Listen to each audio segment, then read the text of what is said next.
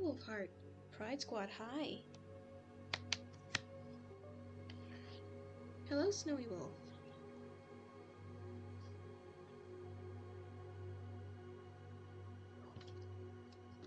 Hi, Sungale. I see you got the notification. Hello, Prime.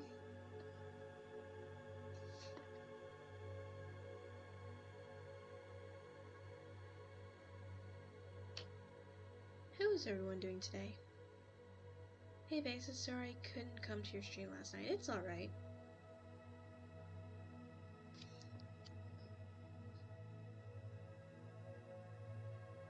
I watched the first 4 episodes of Hazbin Hotel. It's really good. Yeah, they are pretty good. Sadly, I don't have Prime, so I have to watch vicariously through reaction videos. But for what I can tell and see, it's pretty good, yeah. I can't wait to see the rest of the season.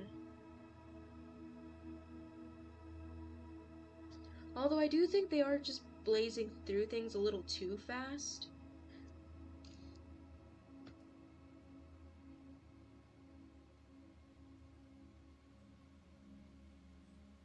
I think that's my only gripe.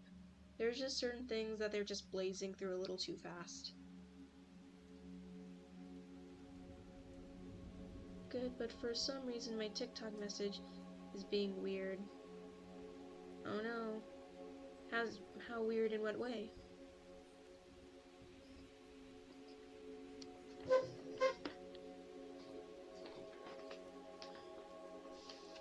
They are working on terms that Amazon is giving them. Yeah, it gives me the feeling like maybe when they were mostly done with season 1, they were like, hey, we're gonna give you a season 2. Yeah, because the Angel episode, even though it's good, I like it for what it is. I feel like it was a little too soon. Like, we haven't gotten much of Angel yet to be thrown this episode about his issues just yet. And then they just completely gave up the mystery of like what happened and why the angels are speeding up when they're gonna do their next extermination day. They kind of just gave up the secret pretty fast, and it was a little sad, but okay. Hi, Watcher. Me too. I watched the first 4 episodes on Kim Cartoon. Valentina sounds too wimpy and basic in comparison to how Paranoid DJ voices him in fan songs. Same with Vox. I don't mind Vox's voice. I have no idea what's up with Valentino's accents. I personally don't find them all too bothering, although some do find it very annoying. I don't really. I'm getting messages, but for some reason I send them, but the person I'm sending it to doesn't get them. That's not good.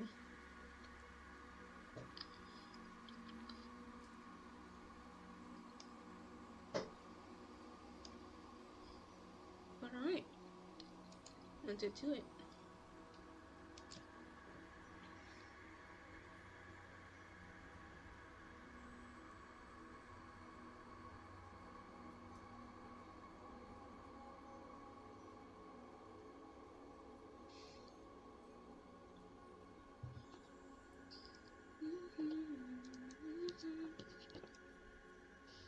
Hello, Dristy.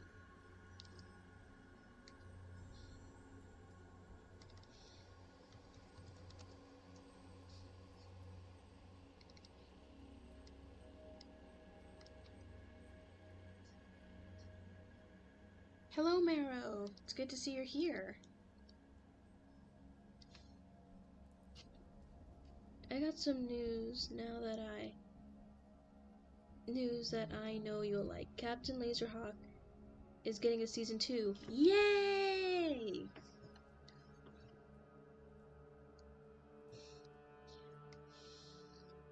Hopefully more Bullfrog. Give me my French frog.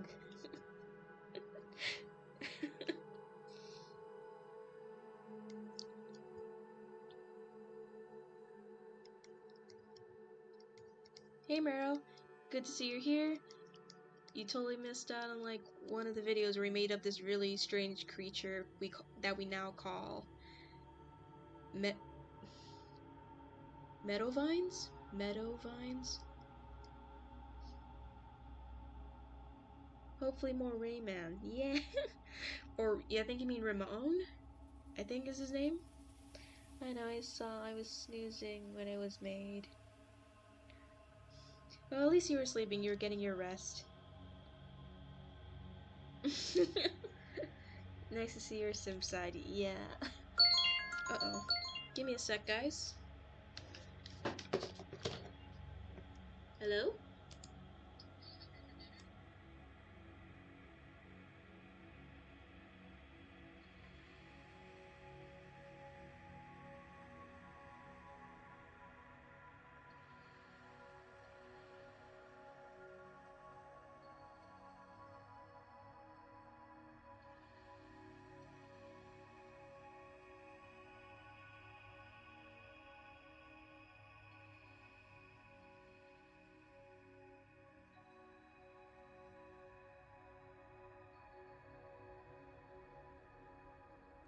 Okay, I'm back.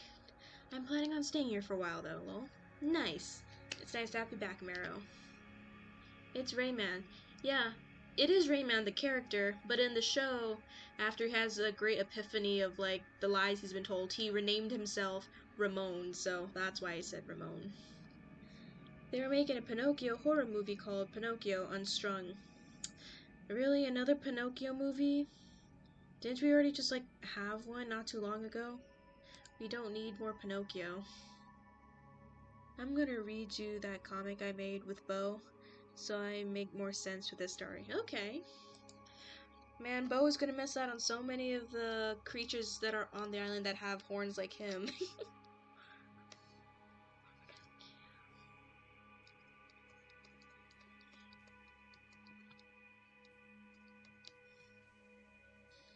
Well, the OG Pinocchio story was dark. It was kind of dark.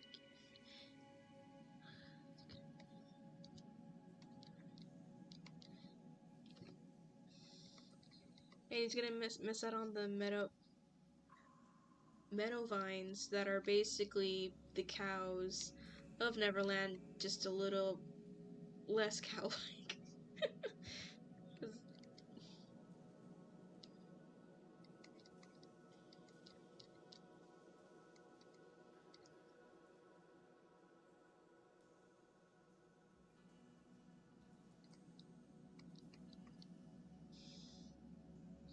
And just as cute as cows. And just to let you know, I finally finished Electroma's reference sheet, mainly his profile, expressions, and lore. Nice. Good job. I'm gonna do a few frames, and then we're just gonna scribble and doodle any kind thing, I feel like. It's being directed by the same guy who gave us Winnie the Pooh horror movie. There was a Winnie the Pooh horror movie? I'm not even surprised about that, but well, as long as the story's good, I'll watch the recap video after when it finally comes out. I did skim through the Night Owl live though. I saw it looks sick, lol.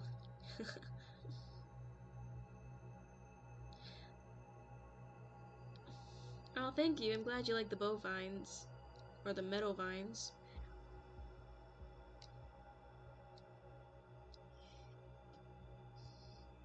And Blood and Honey.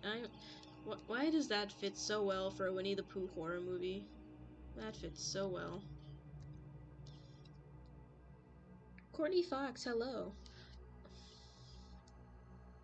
Winnie the Pooh, Honey and Gore. OG Pinocchio is written right.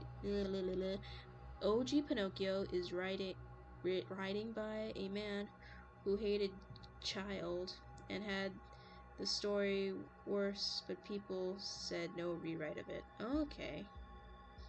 Okay, it's time to see if I have the patience to make a new comic. Nice. Good luck, Meryl.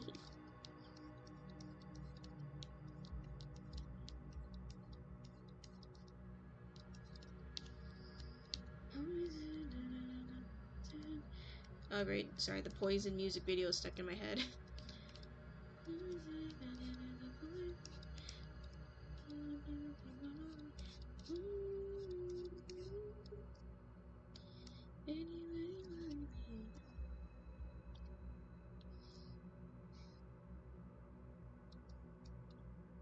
Poison was so good. It was. It is.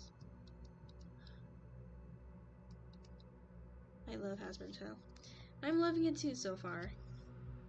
So OG Pinocchio kills Jiminy Cricket and tortures the fox and cat, then the villagers. Yeah, I'm pretty sure the OG Pinocchio did some pretty messed up stuff.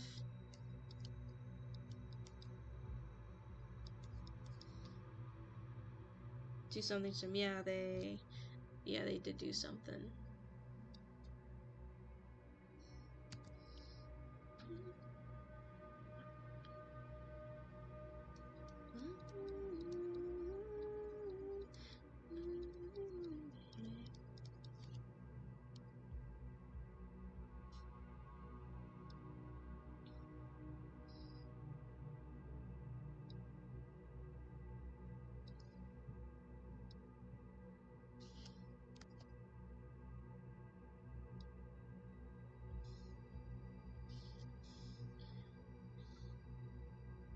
So yeah, perfect horror material. Yeah, I guess so. But it's, I don't know, it's like nothing. I don't know, I guess I'm just tired. Because I'm just like tired of Pinocchio, because I had to watch a Pinocchio movie for homework for one of my classes last semester. And then there was the Disney remake of Pinocchio. And I'm like, enough Pinocchios already. Hello, Annie. I have bad news. They are remaking Wizards of Waverly Place, and 5 other OG actors are returning. It's highly suggested that one of them is Selena Gomez. I was banned from watching Wizard of Waverly Place because apparently when I was young, Alex's personality was just rubbing off on me in not the best way. So I was banned from watching that show as a kid.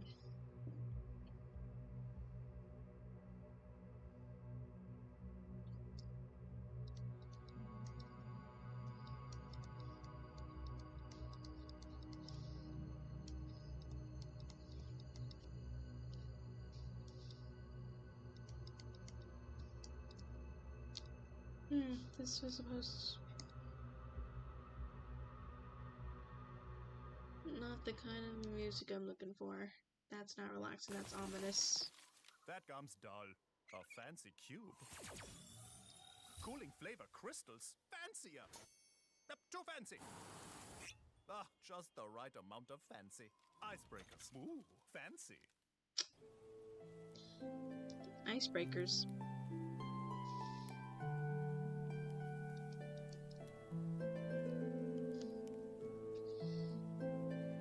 I actually think I'm gonna completely change the comic because I can't watch the one I made without cringing so hard, and it doesn't really make sense. Try thumbnailing first. Like, make thumbnails and just make a rough draft of like what you want to be in the story. And when you're like okay with how the story is, then you can like do a little bit more finalized work.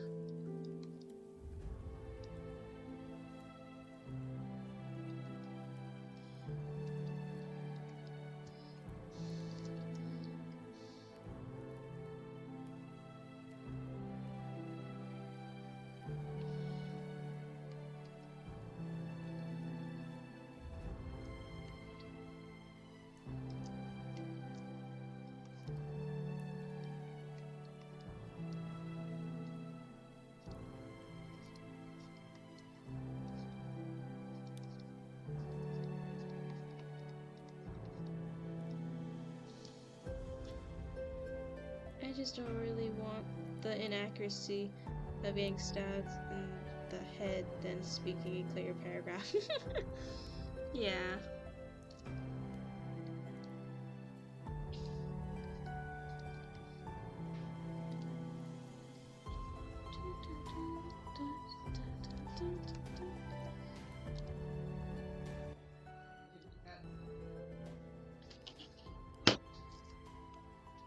Yeah.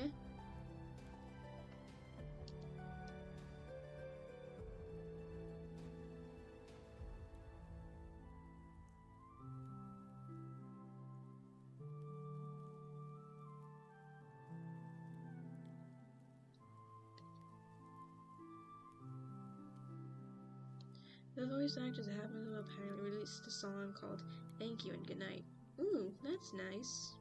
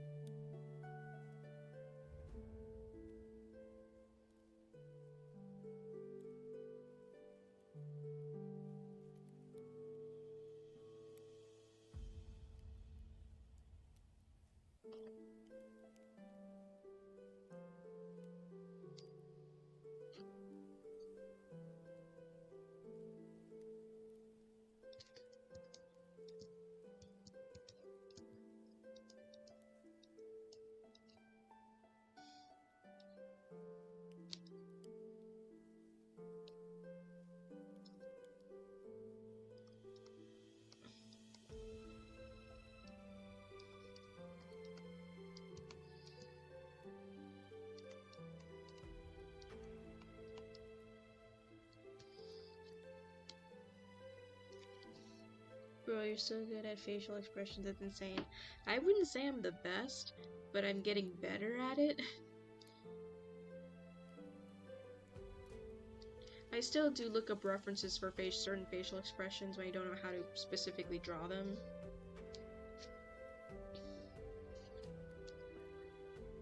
Sorry I keep talking about what I'm doing, but I have an idea. I think I'm a kind of half-use the scene from They're Only Human. Nice.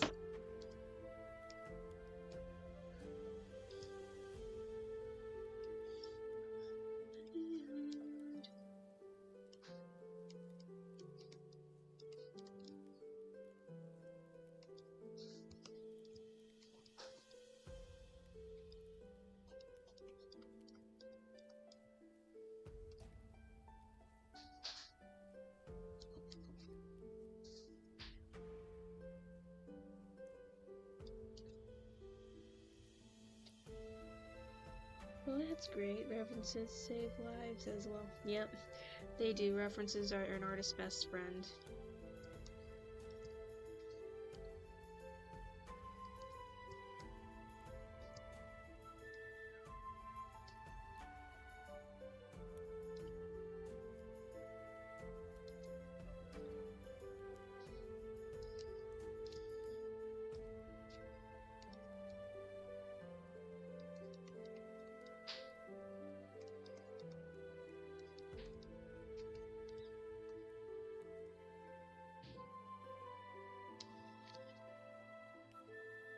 So, oh, Annie, Alice, yes? How was your day? My day was good. Accomplished what I needed for homework today, so I'm feeling good. Huh? My family and friends always told me I did great face expressions, even though I feel like I still need to work on them. We can always seek to improve stuff, but do try to appreciate what you can accomplish now. I'm glad I'm better at facial expressions from when I was back then, but I still know I can certainly learn to make more expressions. And hello to the little guy. Yo.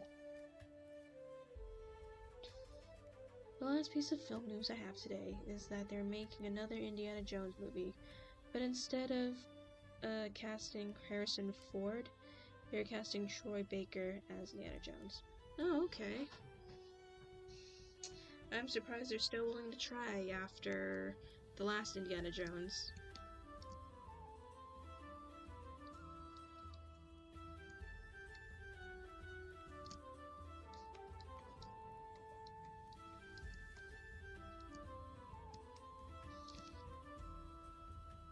When or if Webby comes, should I tell her the news about her MIAU captain being married? I mean, if you want to... I don't see why not. I just don't want a simp war going on, okay? I think I need a new laptop. The sounds keep going in and out. And it's at 100. Oh no. That's not good. Or maybe it just needs simple repairs.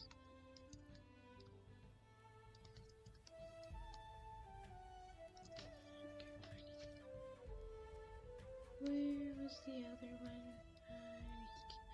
I can't remember. There you are. There's you.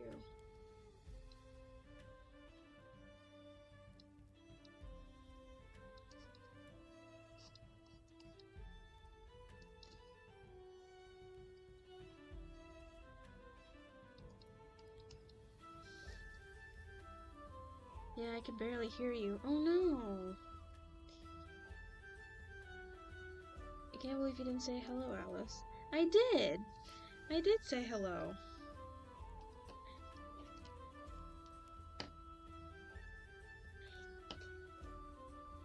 I did say hello.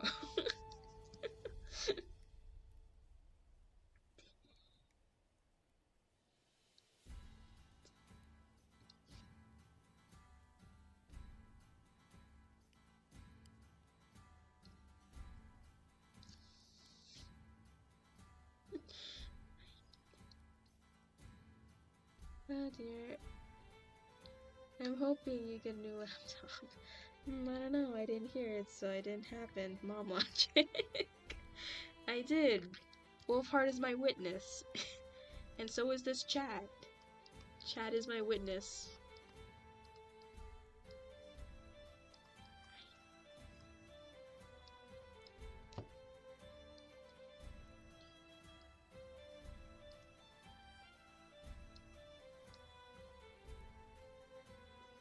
I'm holding my child so no one can harm him.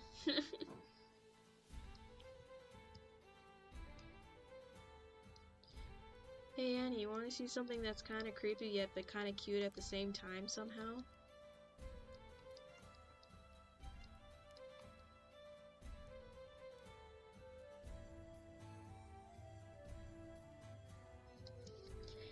Do you think I should involve Webby in it? She's the one that snitched on Bo. Maybe. Well, I know. I'm being a little gaslighting. Man, you're mean.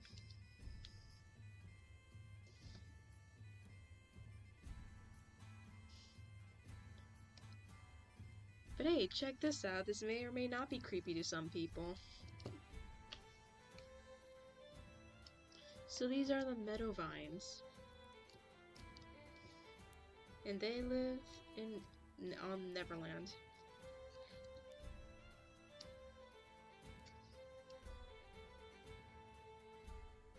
I'm your favorite. I don't know. You're pulling it into question now.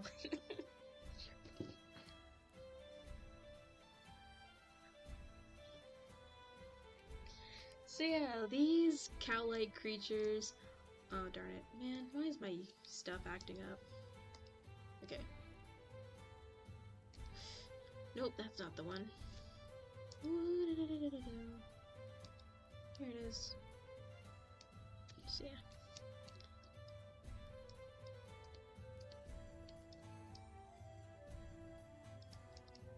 The Meadowvines. That reminds me of a costume. Yeah, they're inspired by the Spirit Walkers. So these cow-like creatures live on Neverland. They're major herbivores. And very friendly if they can tell that you're not bad.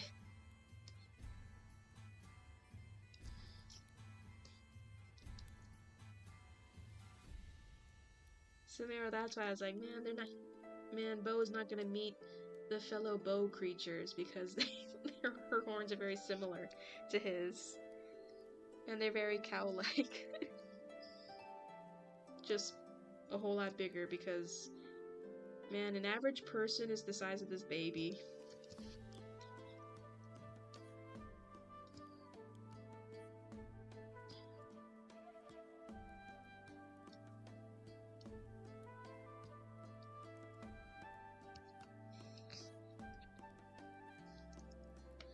Yeah, so an average person is the size of the baby. I swear I'm gonna draw a ghost while chilling with them later.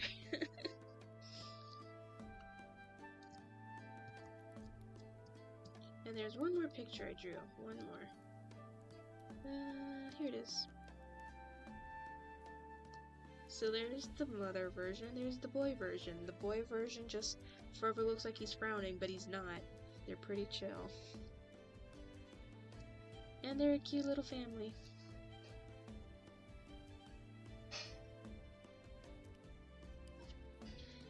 And I'll let you continue to look at this while I go feed the cats, so BRB.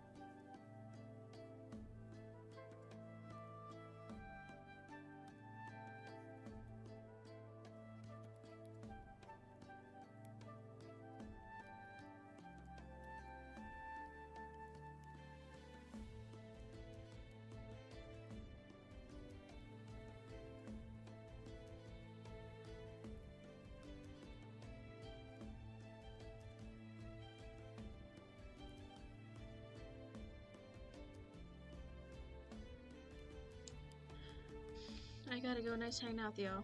Oh, bye, Wolfheart. Thanks for hanging out with us.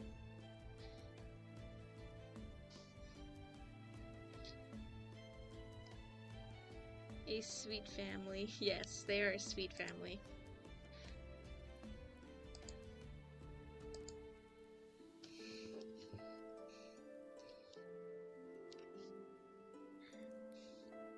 I think that Emily would like the Meadowvines. She would most likely train them to fight Captain Home. They're not really much of a fighting group of creatures. The only time they fight is if a loved one is in danger. Other than that, most of the time they're not gonna fight. You're probably gonna want the males.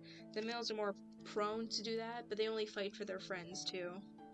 They don't fight without reason. Almost done with the thumbnails. It looks really good. Nice. Keep up the good work.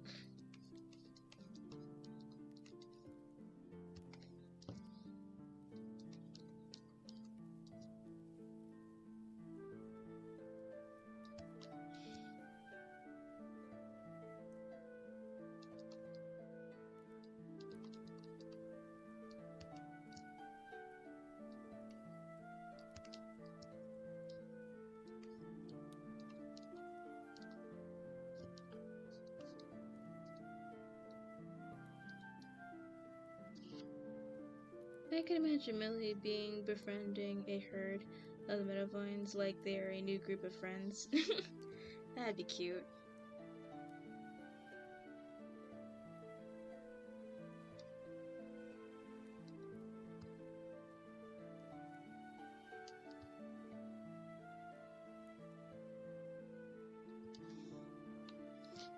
So I don't think I'll make a comic because of the hate that I get at school for drawing. So mine will be a book instead.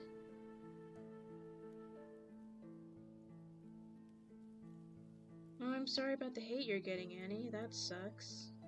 Can't wait to see Doll Puppet's reaction to them. Yeah, I'm interested to see what Doll Puppet would think too. And I recently saw that, like, Doll Puppets was messing with some art AI stuff. And it's cute, but I can definitely tell it was AI because of all the very big, obvious mistakes the AI made.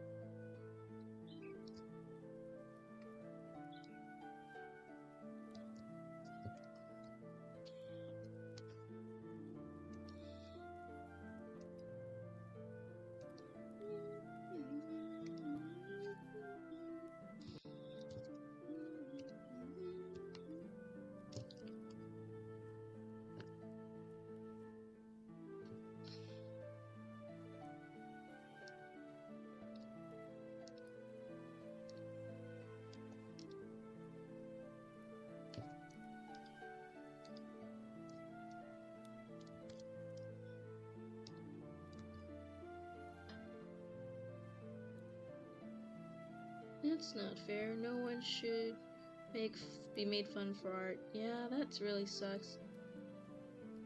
I'm experimenting with another style right now. Oh, nice.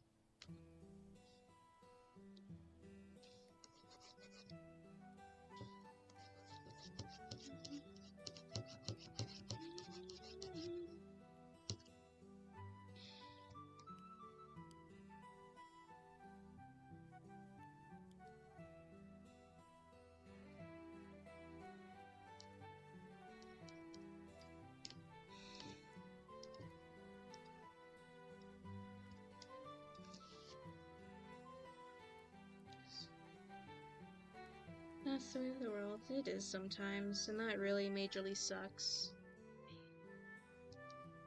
But I do hope things get better for you.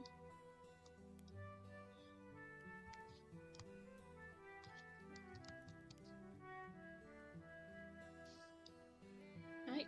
I'm going out Mama Room soon. Said I'm going out Mama. At least they say that I'm a good writer. At least that's one compliment.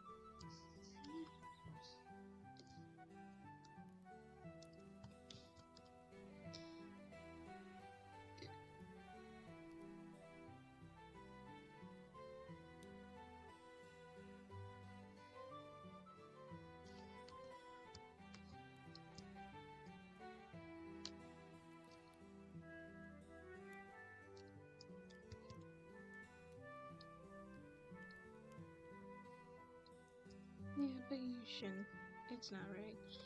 Yeah, no one should ever should have to get used to being bullied about something.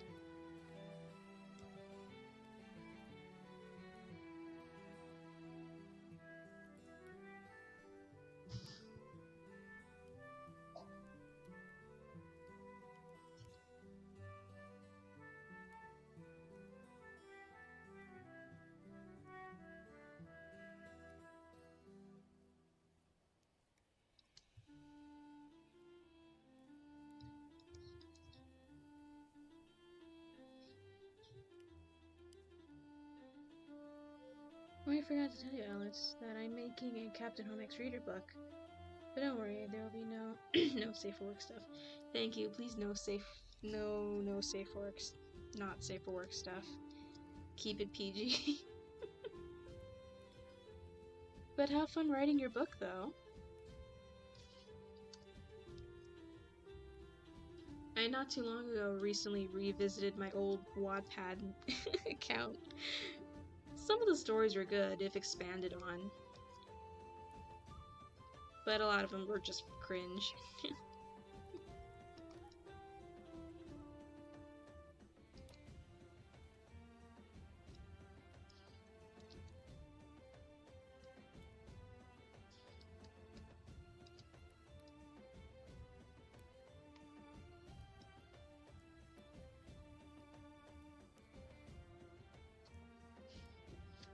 I'm having fun.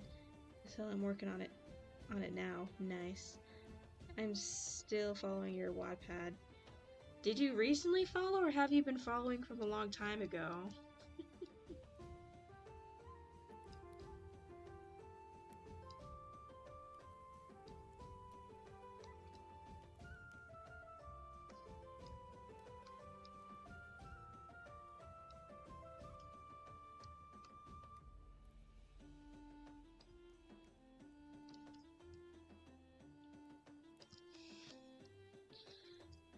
I don't know why you're following my Wattpad.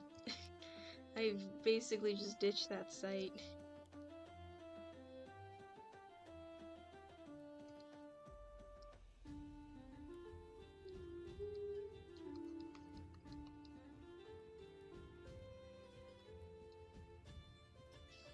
You told me about it one stream from like that. Last year I followed you and your AO3 ever since. I'm trying to update my AO3. I'm just very bad at it because I'm giving myself too many projects. I'm trying to work on the Pokemon one with Twisted Wonderland.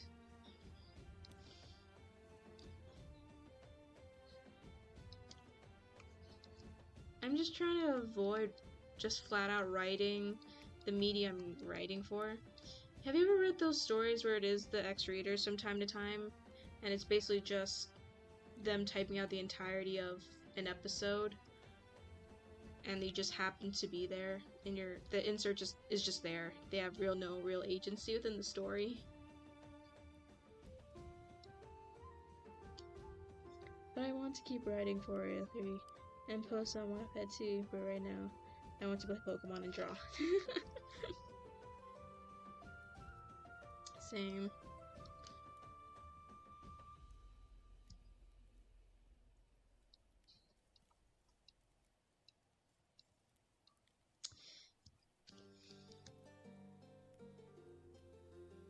Yeah, no, in some X-readers, like, I'm gonna take My Hero for instance.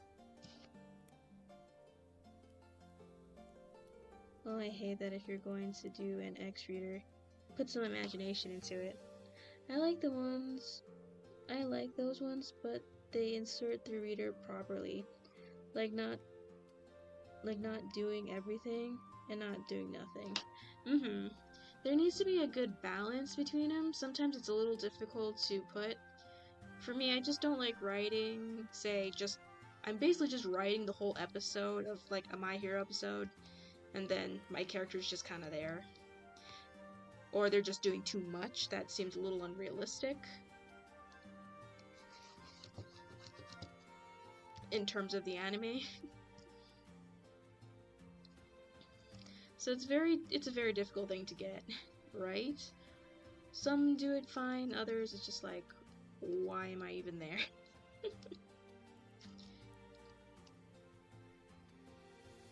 And I don't want to make the insert too boring or too stupid, because that's another pet peeve I have, is when the reader is just incompetent. But then again, I don't like reading basically an episode of My Hero. Sometimes I kind of wish they just got to the point of like, focus on the main character, not just episode. Oh, here's insert reader and a little bit about them. I guess I want to learn what they have imagined for the reader, because I don't want to be just a stick figure, basically a little thing. Many Otome game protags are almost like that. Yes, they are. They have the personality and equivalent intelligence of bread.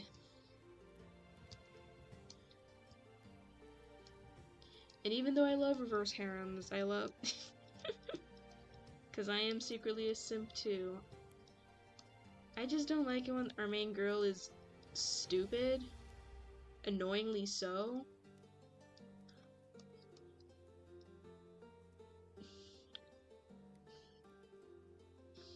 Or they just are not reactive to the situation they're in.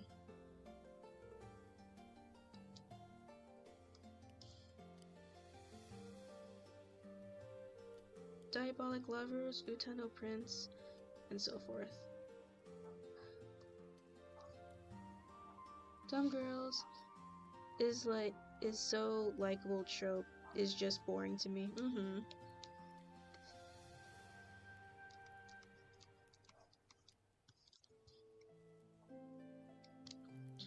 I think for me the most atrocious one is Dance with Devils.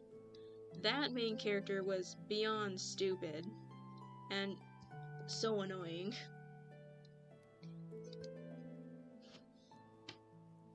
I completely forgot. Does Captain Home have eyebrows? Yes. How else he's going to express and emote himself?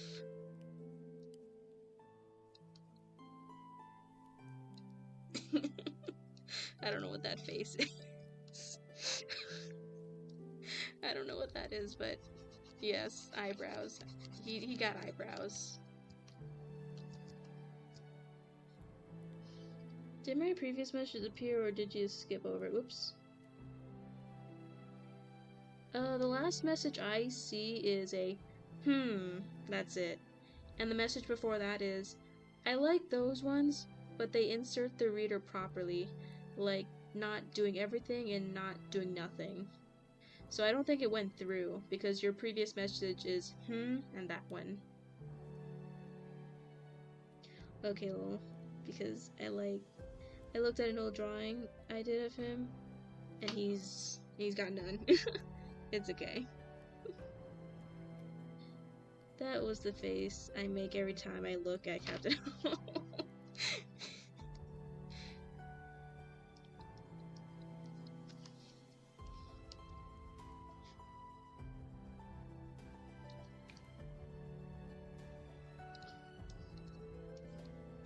Okay. So you say, especially when a male reader on Wattpad, don't get me wrong, some are good, but a lot of them are overpowered men who are haremed by girls. Let me like man, goddammit. Ah. Yeah. I guess for me it really just depends if I'm in the mood. Like if I do I want to read an just be overpowered and have a power trip feel today? Yeah, then I'll probably read one. But most of the time it's like,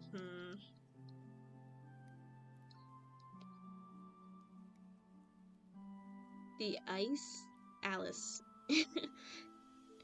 Yes, Annie. I have no clue why, but I feel like I'm head over heels on a person from Dahwin. He's voiced by, I don't know. I'm not very homosexual, let me like men. I think there's more of them nowadays, I don't know. You'd think there'd be more of them.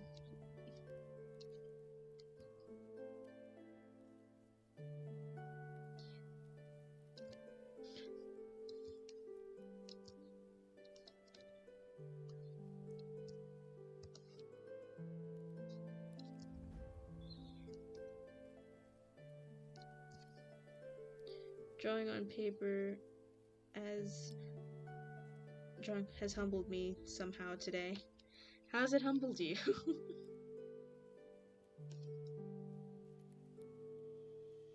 You would think that.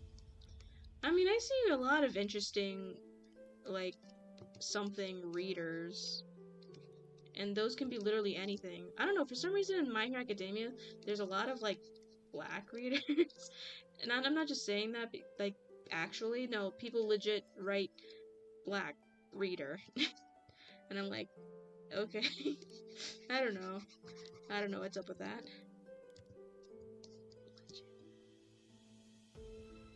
I feel like I'm head over heels over Korekyo from Danganronpa when he's voiced by Todd. Sorry, I messed up my comment. It's okay. Sadly, I don't play Danganronpa, so I have no idea who that is. On my old account, AI chat account, I made Captain Holmes Simps, and it has 723 interactions. I found the Simps. Oh my goodness, there are 723 Simps for Captain Holmes. How is this possible? I drew traditionally, so I've gotten used to the luxury of digital. Yeah. When I draw on paper sometimes, I'm constantly tapping my finger or making the motions to go hit the delete button when I realize, oh wait, I can't do that in real life. And I'm a little saddened when that happens.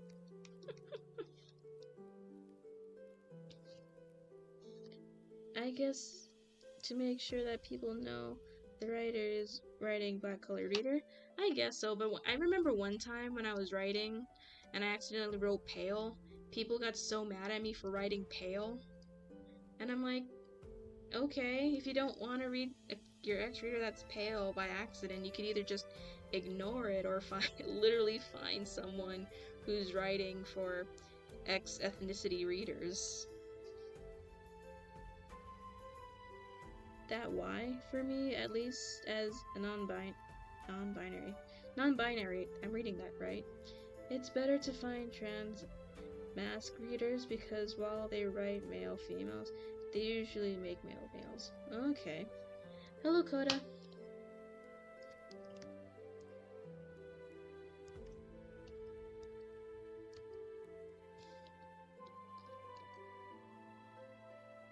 Nah.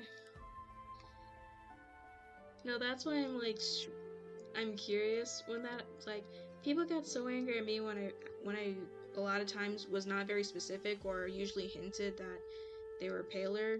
Not like it's an obvious detail of the main character, but it's like, just like a basic description. People got so angry at me for it for some reason.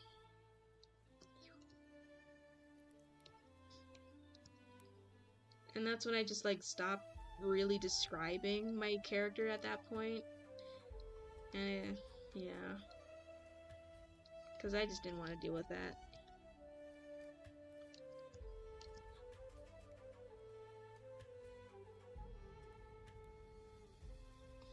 Oh no, we're talking about X readers.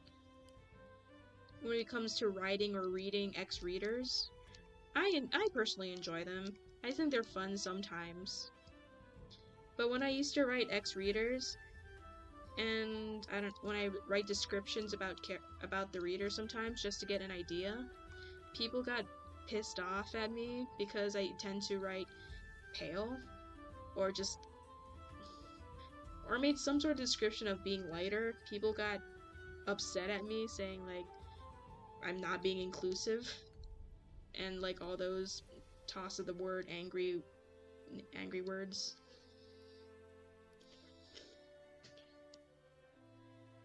I only like it when there is no for a sec. When there is no, where it's all PG. Yeah, I like the PG ones too. It's okay. That's why I don't really do it much nowadays. I will still do it from time to time, but most of the time I just don't 100% describe the reader anymore. So yeah, that was like a weird experience I had one time.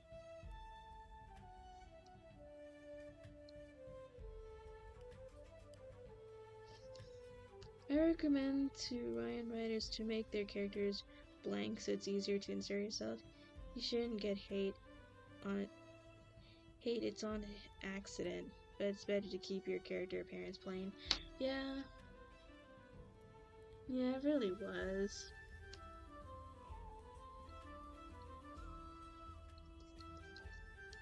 But again, then it's like, alright, why are you so upset at me for for putting slight indications when you have people who flat out have oh, here's this ethnicity, insert yourself into this ethnicity reader.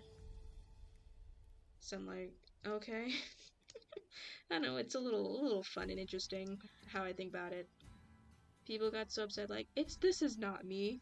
I'm not this. I don't have pale skin, but yet those are the same people who enjoy. And it's like these Spanish readers or different ethnicity readers, and they're okay with it, even though that's probably not them a good chunk of the time.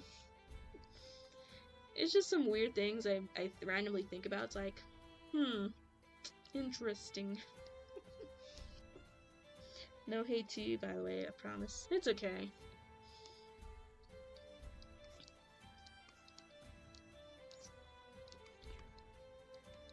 And sometimes I read male readers just because I think the story is fun.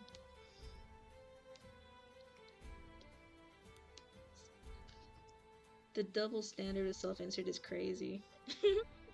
I guess it's just it's just a matter of what people are looking for. Some people do just want a flat-out plain person to insert themselves, or people that day just like, I want to be this person, I guess. Oh, K-pop bands, X-Reader fanfics are a whole nother story, unless they're boy bands. I don't read the K-pop ones. I guess because I was never into K-pop at the time. Still not much either. Still not.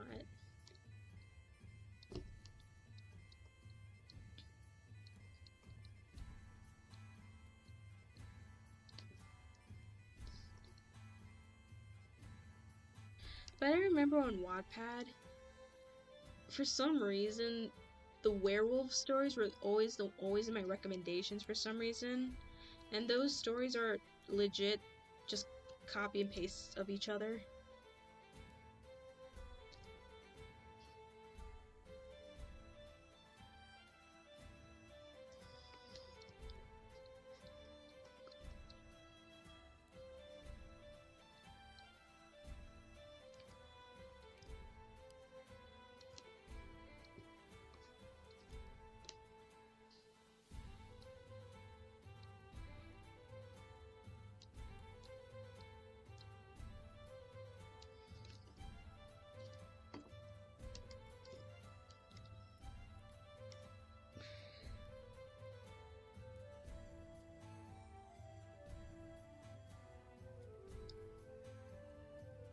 Oh, BRB, Mother is home, so I'm gonna help her bring her stuff in, but I'll be back swiftly.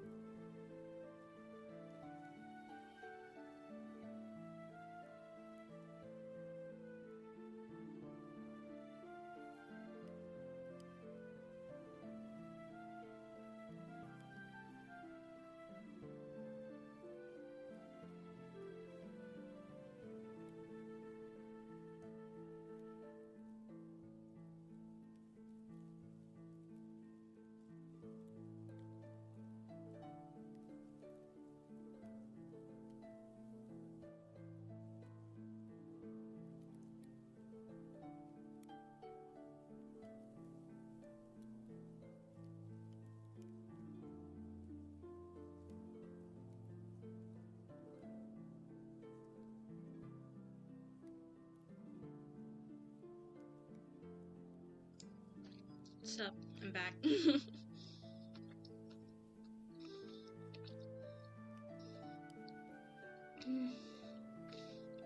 Werewolf stories are weird. Oh, they were very weird. Yo. Yo, Silly Guy, welcome back. Thank you. But yeah, the werewolf stories were very strange and also very much the same. I legit could just read one story, go to another one. The stories were pretty much copy and pasted of each other.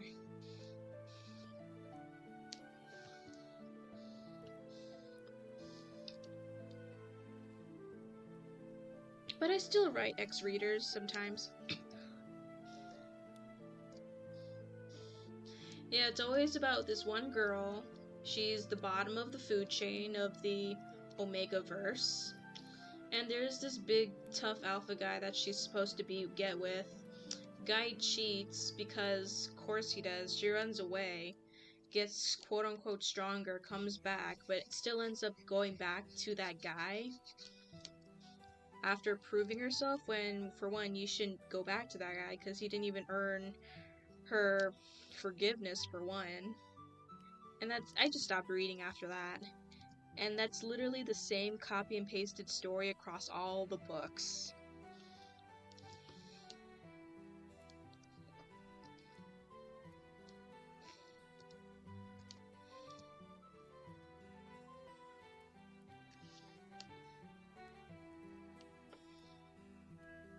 Yeah, that's how boring these stories were and how, like, not very good main characters they were.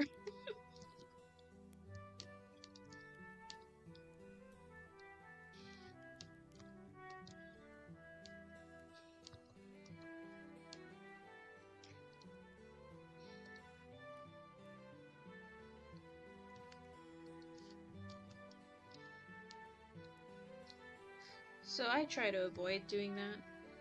But I do want to make my readers interesting. And I think my most popular ex-reader insert was on Tumblr when I basically made the readers a death character that's very equivalent to the Puss in Boots death character. No, I hate people who like them, but I don't. No hate to the people who like them, but I don't see the appeal of the Omegaverse. I can somewhat see it from time to time, but most of the time it's just very strange.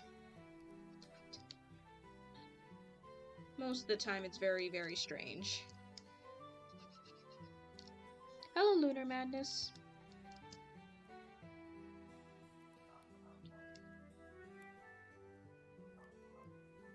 Yeah, my most popular ex-reader story is when I basically made the readers death, like the death character from Puss in Boots, but in another world. Twisted Wonderland characters. And that was the most popular one, everybody loved it.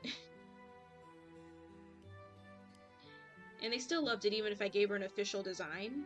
People still liked it, which was nice.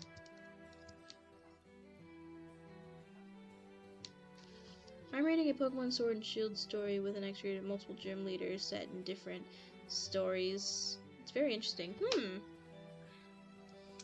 I don't think I had any crushes on any of those gym leaders, except for one, maybe. I think it was what was his name again? Chiron? Rhydon? Ryan?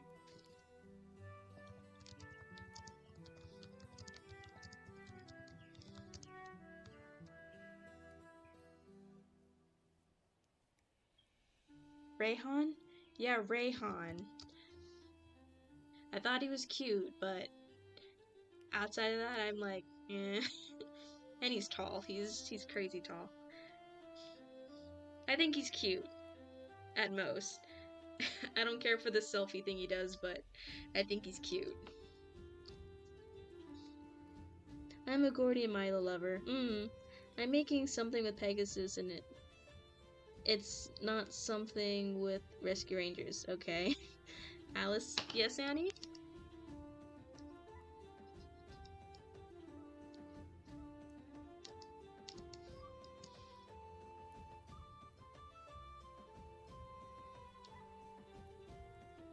I do have a Pokemon story where the reader or the insert, I just call them, I don't like writing YN from every time.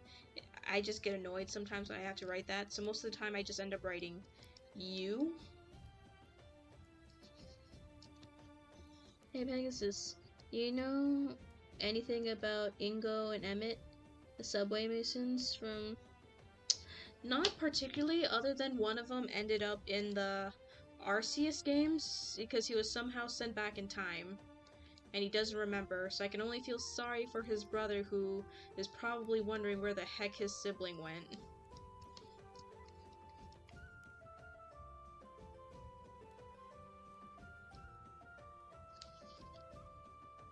I don't have any fictional or IRL crushes till I was around 8 to 10 years old, even though it was mostly fiction. That's fair. A lot of my crushes were fiction too. I didn't have any real life crushes. Yeah, there's a rough part to the story.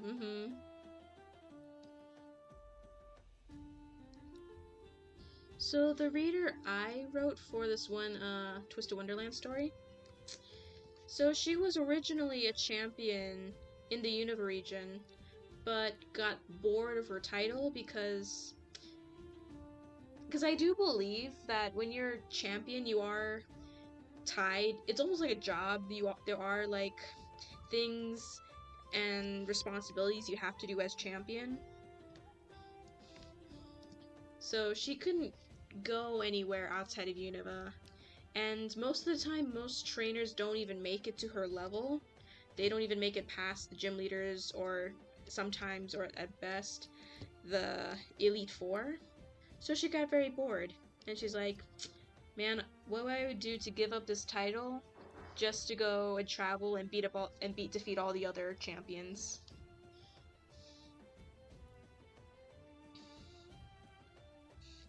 Hey Prime. Ooh, I was about to ask. I don't even know what's happening. One of my favorite fictional crushes was Betty Boop. Nice. I never seen the actual cartoon, but I got a plush pin of her. I remember Betty Boop. My grandma liked Betty Boop.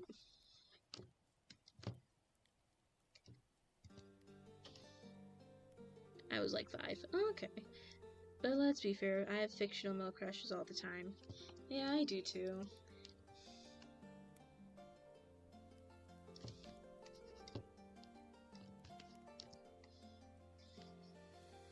Yeah, so when the main character of Pokemon Black and White, I believe the girl is called White, or Hilda, comes by, and the classic story of what happens in Pokemon Black and White happens. Reader thinks, alright, this person is definitely worthy of becoming champion and taking over my title. Because, for one, the reader was chosen by Zekrom herself, so who better to give up their title to? My favorite fictional crush is Captain Home. Thank you, I'm glad you have a crush on him, but like, why?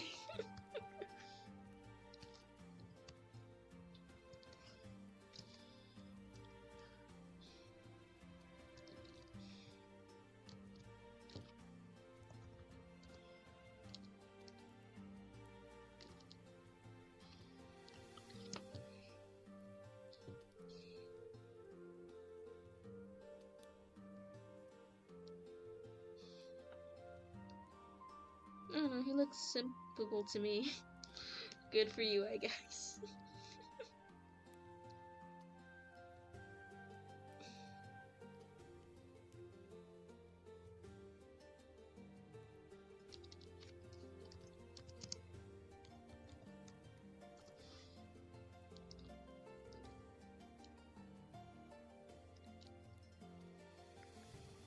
I don't understand. I just watched a Betty Boop Loop cartoon. I don't understand. I don't know. I remember my grandma liking Betty Boop, and that's how I know who Betty Boop is. And I just remember it was Betty Boop, but she was playing the role of Cinderella.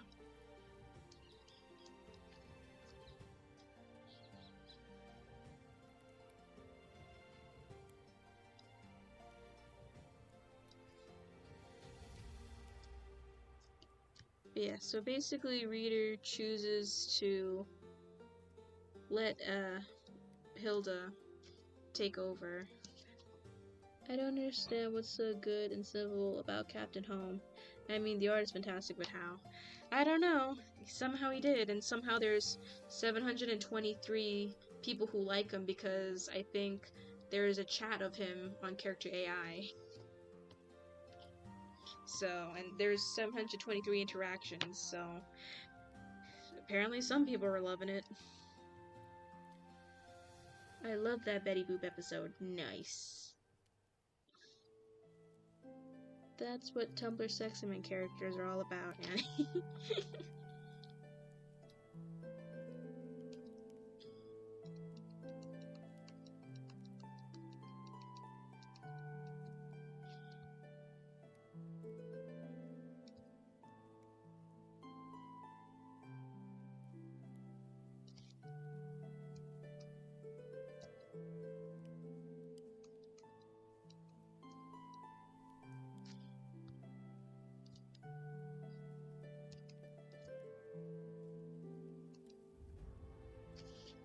And it has 723 interactions, all Sims me included.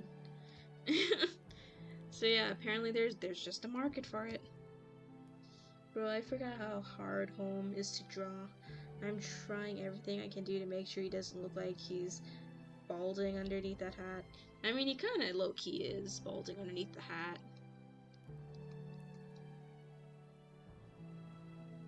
But I'm not gonna tell you why he is, though.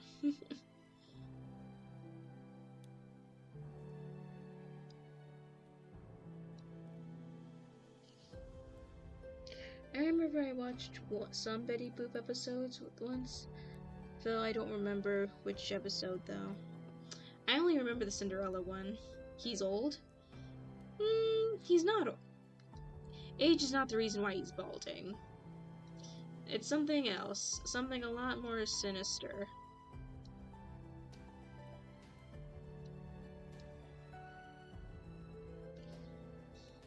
Lunar people simp for weird.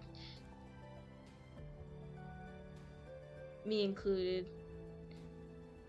Mickey. Oh god, of course it is. He shaved half of his head. Ooh, now I kinda want to redraw the Captain Home. I haven't drawn him since last year. I mean, isn't one of the Tumblr Sexymen literally just a clock with a bow tie from Don't Hug Me, I'm Scared? And that was considered a Tumblr Sexyman somehow?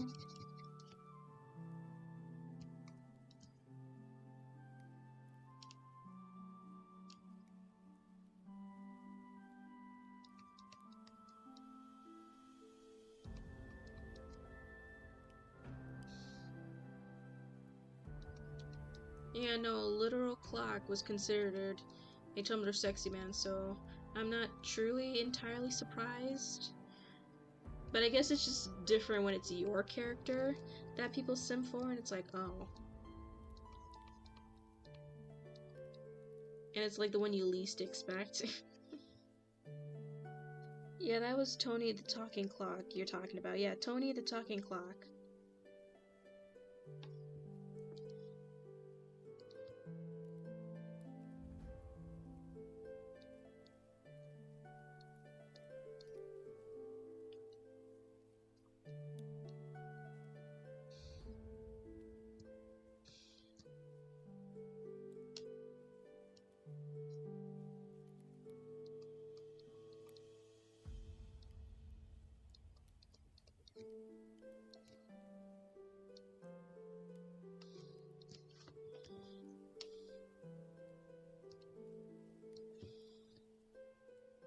As a Don't Hug Me, I'm Scared fan, I never understood the obsession with the clock.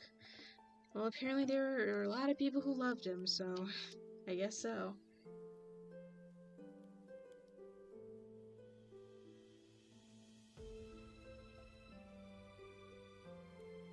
Time is essential in life.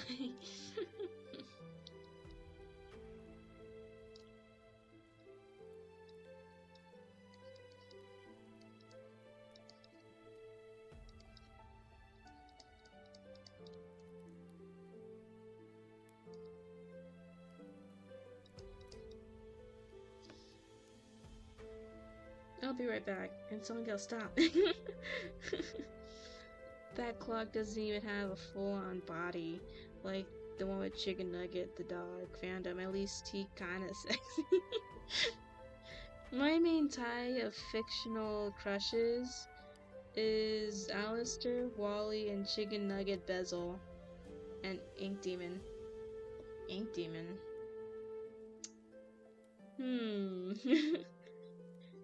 No, you're giving reason to why people like the clock as a Tumblr sexy man. So you can tell I have weird taste. I mean the Ink Demon one was a little bit out there because I don't know what that one looks like. The other one's like, I guess you like well-dressed men.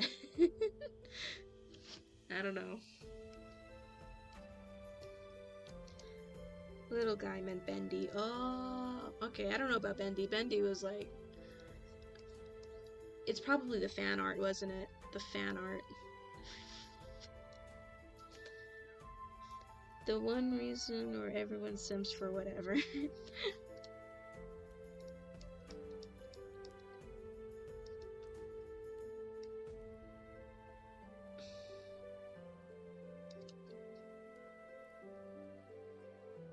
A mini-man, I kid.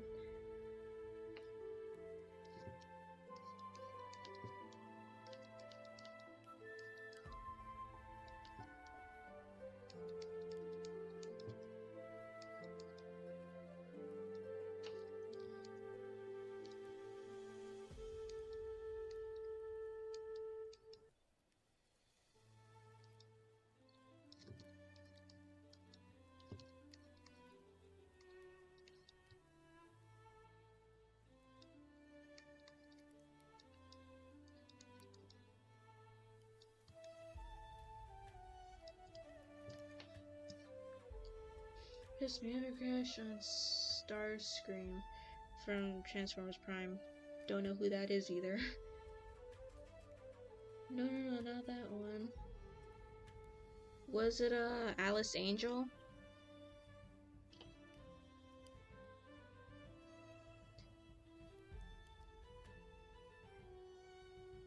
The little one ID gave me my lung. The little one I'd give my lung if he asked me to. Oh no, what did Andy say? I didn't see it in time.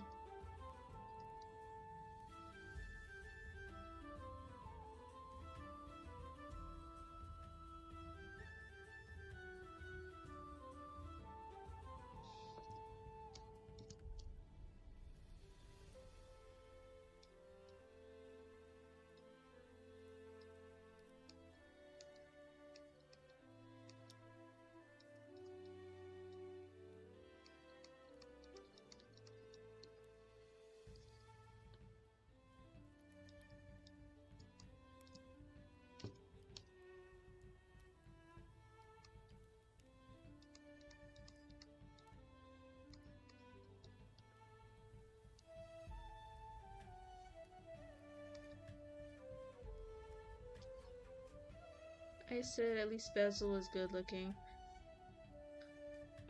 I think Bezel's funny. I can see why people like Bezel. I think Bezel's kind of funny. Especially the most recent video. All his fans are definitely having a ball with that one. Because it was the New Year's one. He's like, it's New Year's, and there's a tradition that we kiss on the strike of midnight. And French Fry is like, you don't even have lips. You don't even have a mouth. And he says, I have no mouth, but I must kiss.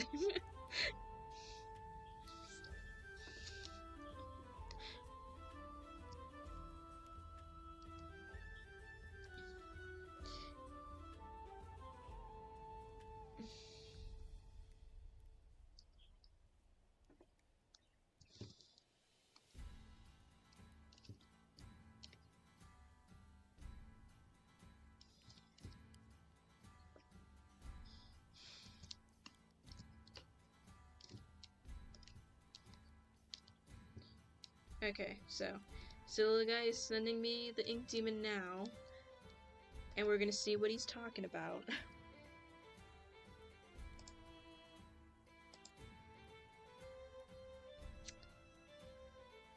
I don't see it. Okay, I don't see it. What is that? This is what silly little guy sent me, and this is the one he says. He says, okay, hear me out. And I'm looking at this and like, give me a minute to explain.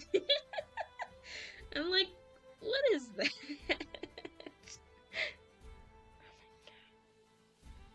A true dark.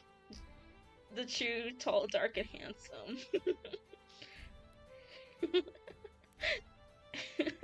Alright, let's give silly little guy a minute. He wants to explain himself. We'll give him that minute. If you heard his voice, oh my god. The voice? Alright, let's go look for it then. Alright guys, come on a journey with me as we go look for the voice that silly little guy talks about.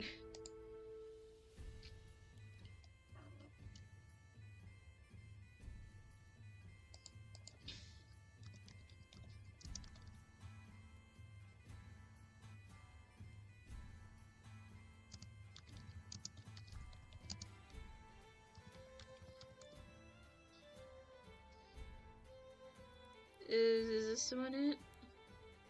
Okay, let's just turn that down. Let's give it a listen. It cannot.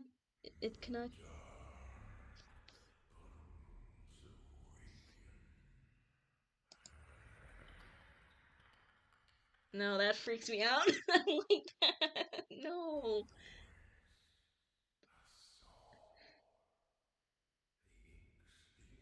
It canonically said if he got romantic interest, he'd be flirty as F.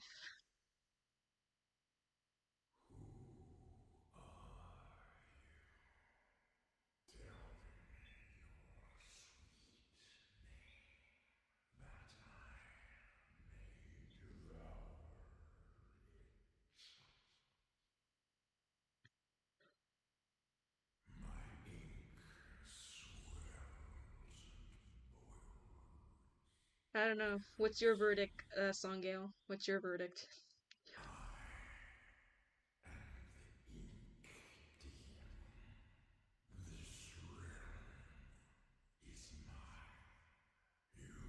How many likes does this have? It doesn't say. Oh, 1.8k likes.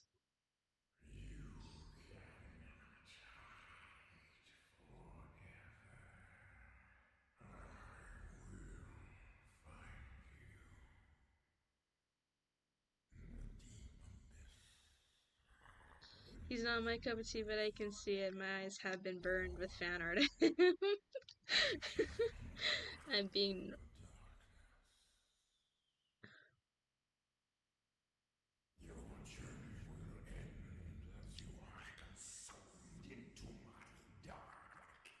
This is my smile went to A.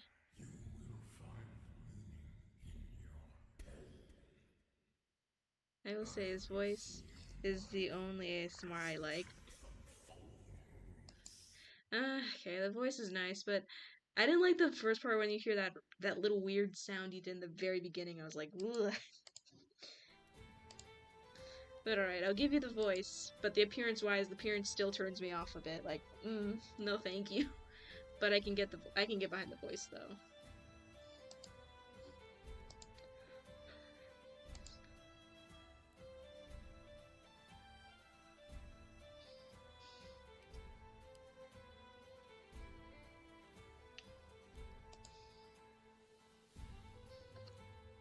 He's gonna gurgle. I did not like that gurgle noise. That freaked me out. I'm like, oh my god, no. The huge claw, though, no. It feels like one of those dating shows where you don't see the guy but you hear his voice. I'd be a little bit into it, but the moment I see his appearance, I'll be like, nope, time to turn the other way.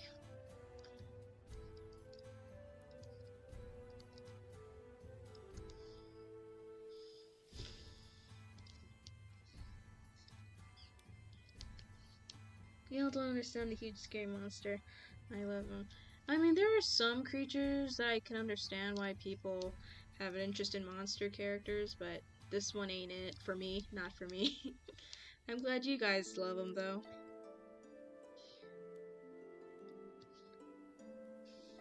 I almost had a stroke hearing that. If I ever heard that, I'm going to Mars.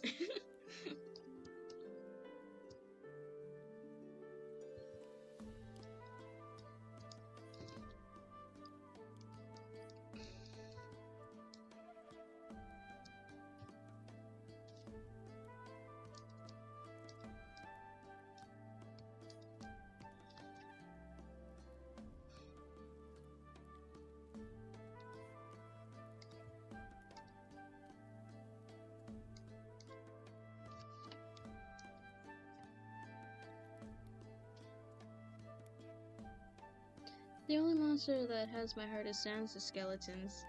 I got distracted now. I only have 2 comic panels done. The ink demon distracted you.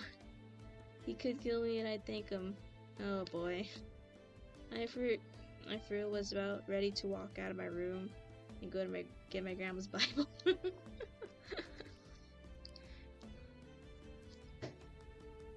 I don't remember what the monster was that I thought was pretty neat. Almost Crush-like, but I can't remember anymore. Yeah, I don't remember what it was.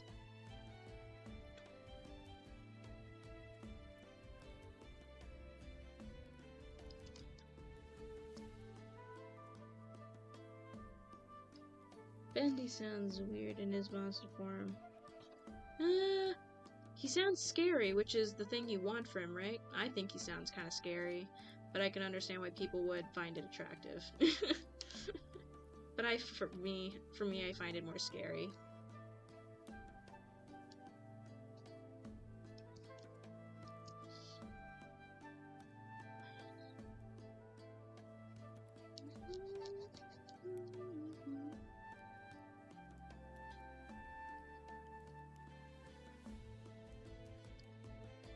I don't understand love these days.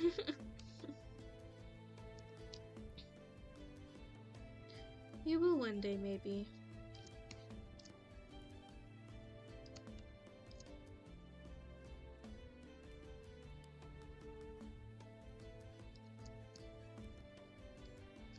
Trust me, people make all bendy suave and gentlemanly.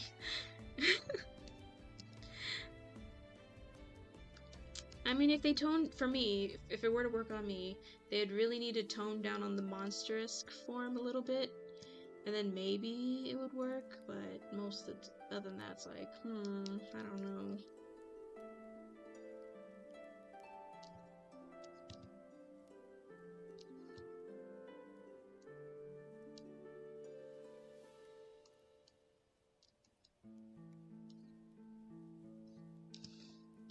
Actually, I remember it's also maybe Captain Home, but I'm still on debate. When I was little in 2012, I had a huge crush on Michelangelo. Was it Michelangelo if I read it right?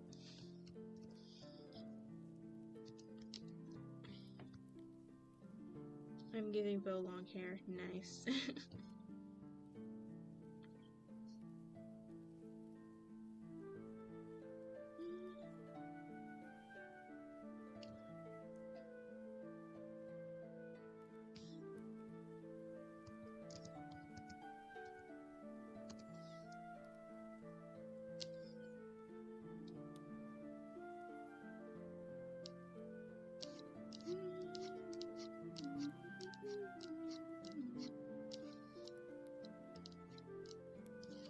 Yes, a Ninja Turtle, but it was the new one.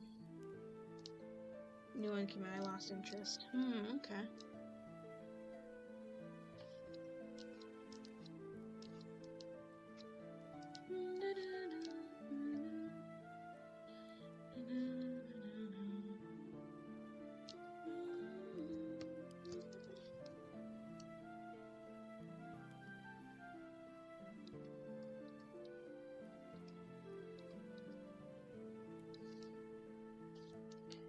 But but I can't wait to see new Bendy in the Ink Machine movie. The gurgling. I did not like the gurgling. Wait, I do know which one I remember. It was the strangest one. It was an SCP. Oh boy. Yes, I had an SCP phase. SCP. I did have a crush on one, and it was the strangest one for some reason. I don't know what was up with me at the time. I don't know why I thought he was cute. Bro, so did I. No, it's the one you least would expect. It's the one you would least expect. Give you the number.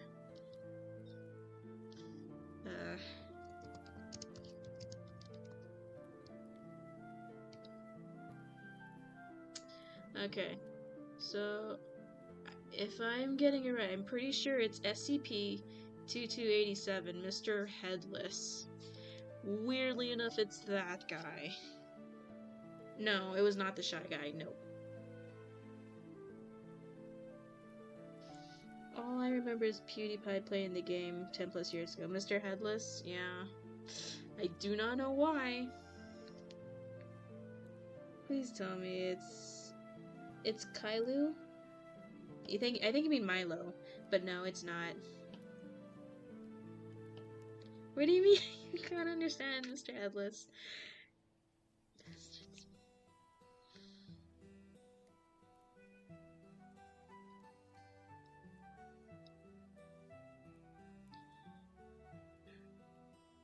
I'm gonna see if I can find a video.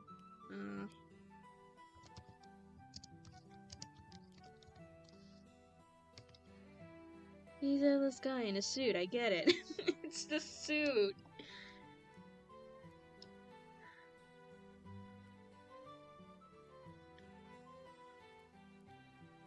Nope, that wasn't it.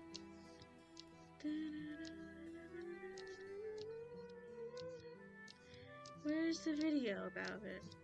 There's one particular video that made it.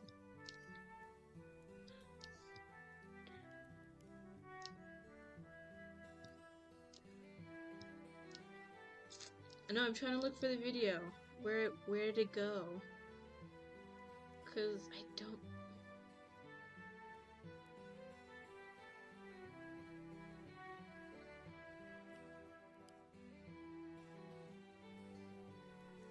I don't know where he is. Where'd he go? There was a particular video that I watched of it in there, and they made him weirdly cute for some reason. Don't know where it is.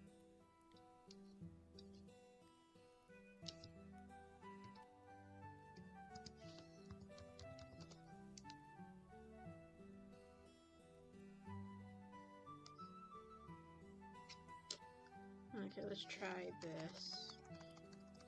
2287.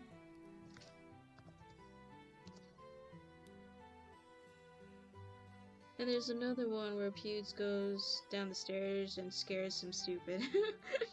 Yeah, I think I remember. Yeah, I kinda get it, but I literally have a crush on the Ink Demon, so I have no room to judge. It's the Tringle? The what?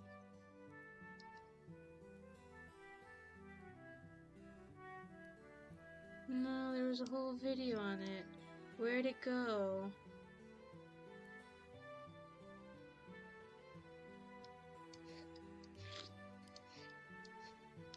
Well, it's gone. I don't know where it went, but for the most part, to be honest, compared to the rest of the SCPs, he's just a guy. He's just a guy. And he's a pretty chill one for the most part. Maybe that's why. He's just... The only thing off about him is that he's headless, and yet he can still wear a mask of all things. But he's, for the most part, he's just a chill dude. Just vibing. SCPs is like a series of like made-up stories. Is a fandom that makes up these scary stories, but they write them in a way like they're a bunch of scientists jotting down in logs of them studying this entity. they're pretty good sources of like little spooky stories from time to time. Some of them are heartwarming, others are kind of freaky, some of them are just downright terrifying. Mr. Headless is one of those weird ones where it's like, huh, he's not that terrifying. I guess his head is more invisible than not there, maybe. I guess so. I don't have a crush on any SCP, but I really like the one about the live dragon tattoo that eats the pigment off people's skin. That one sounds pretty cool, but I don't know if I'd want a tattoo like that on me. Wanna know how I did had a crush one before? Well, who'd you crush on before?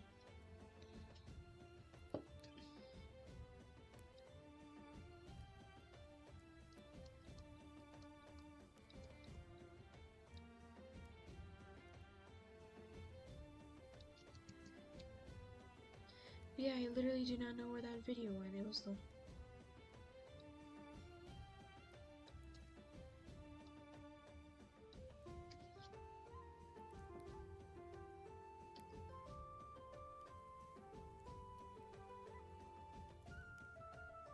Yeah, no, I would not want that tattoo. Their names were M&Ms.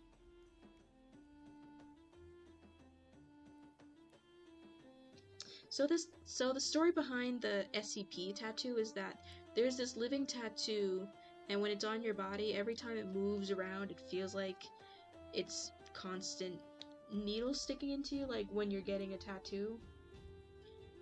And even though it looks really super cool and it maybe give you self-confidence for a time, it eats away at the pigment of your skin.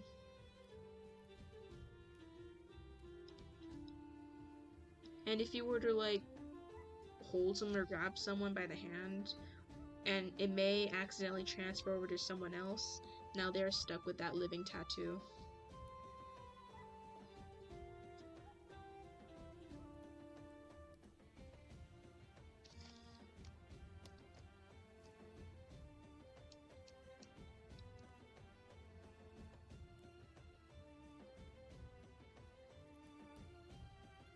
I mean, who wouldn't be irritable if you're in constant pain? Yeah, it's pretty unsettling, but interesting. It's an interesting read sometimes. But if you want to... Oh boy, not me low-key trying to get people into SCPs, but... Here's one. This is one we'll start off wholesome, and I'll just leave you guys off on a wholesome one.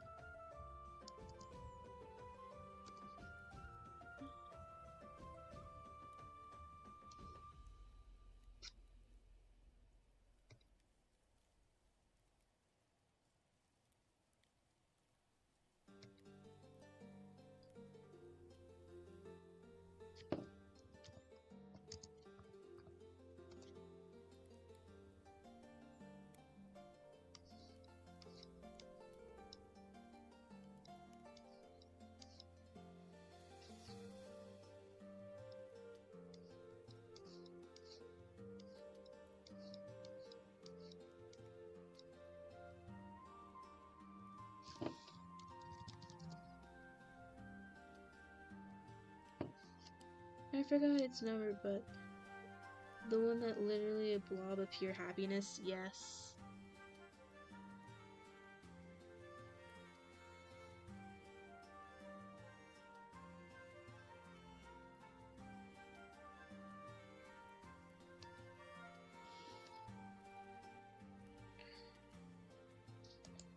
They fired one bullet. Nope, that's not it.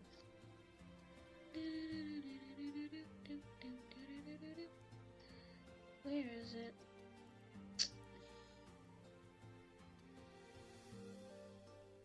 Where'd it go?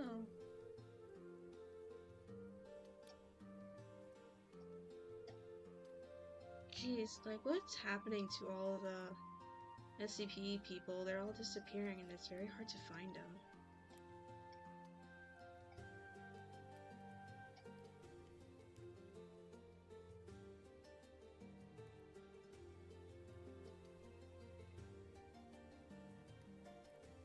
Nope, low-key can't find them.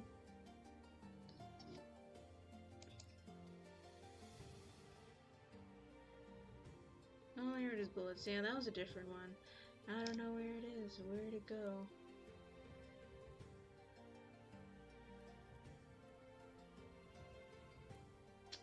Yeah. Darn it. Okay. But it's up to you guys, though. I think SCPs are a fun, like, story from here once in a while. Especially if you want, like, a good horror story. That would be it. But there are some very cute ones. But even the cute ones have their own freaky, like, origins. Try Dr. Bob. Okay.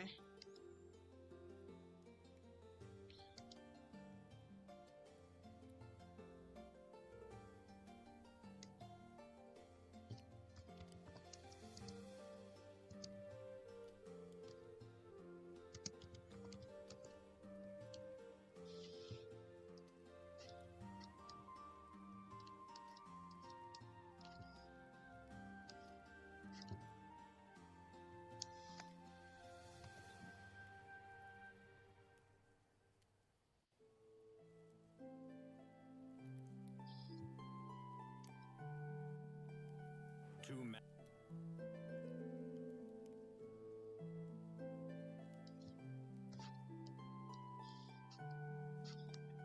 I don't think he did. No, I don't think he did do a...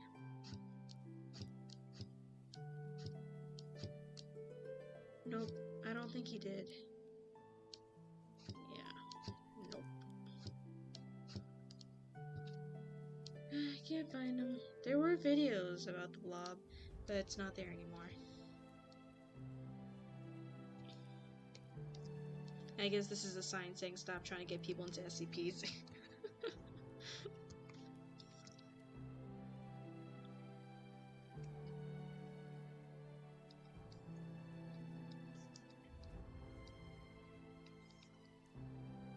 Sorry, I tried. It's okay.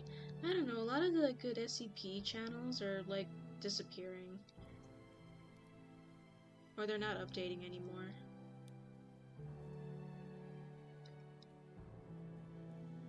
Alice, it's SCP-99. Yeah, I know it's SCP-99. I'm just trying to find the videos where it just talks about how cute it is, because a lot of the other channels go into its very freaky and kind of disturbing origins, which I don't want. I don't want to start by horribly freaking people out. So, I can't find them, so I'm gonna stop.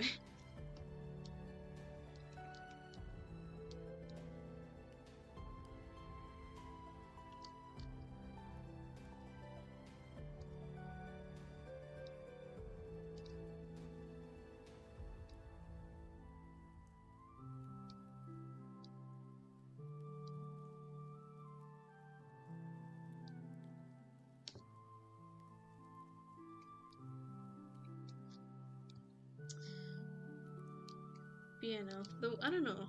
The ones I see, the people that if they were to simp over SCP, the ones I see people simp over the most is either Milo for some reason.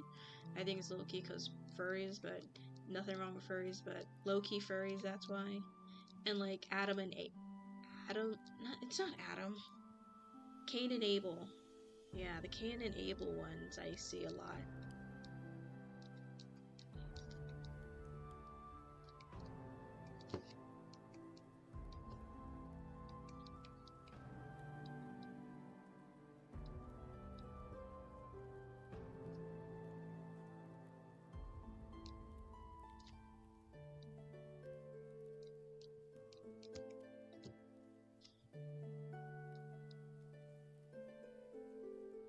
I haven't heard of the SCP Milo before.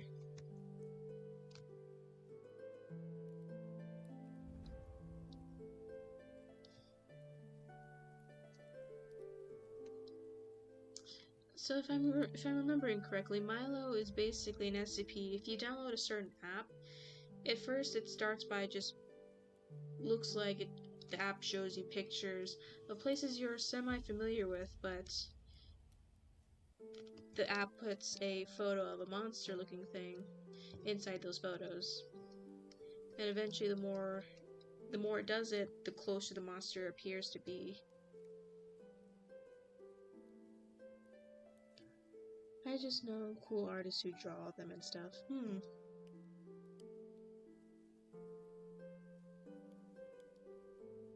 I'm gonna head out to see ya on the frames. Oh man, KC99 went out and I didn't notice. Well, bye KC99 if you're still there.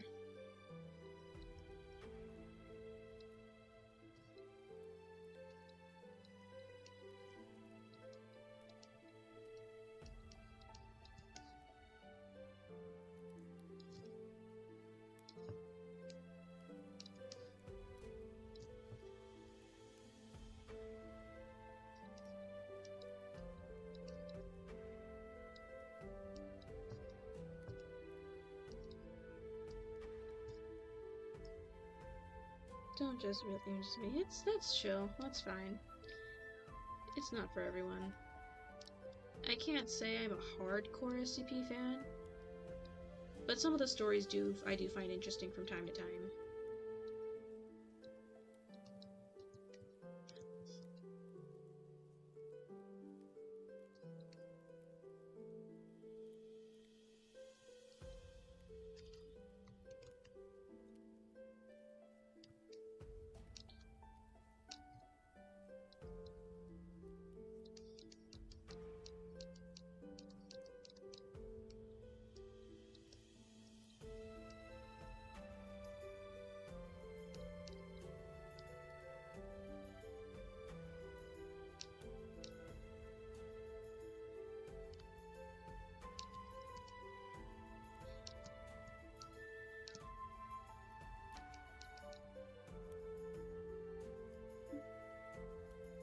I'm almost done with my art. Nice. But yeah, I have to go. Bye, Lunar.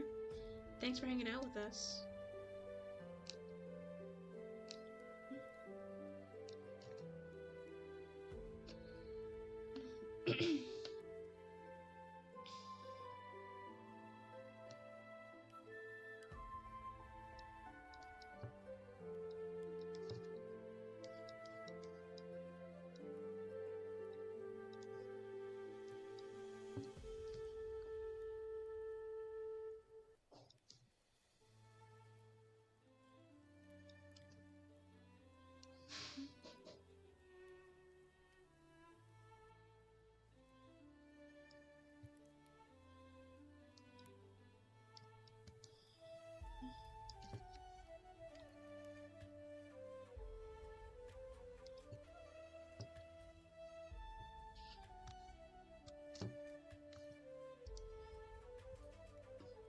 Bye, Lunar.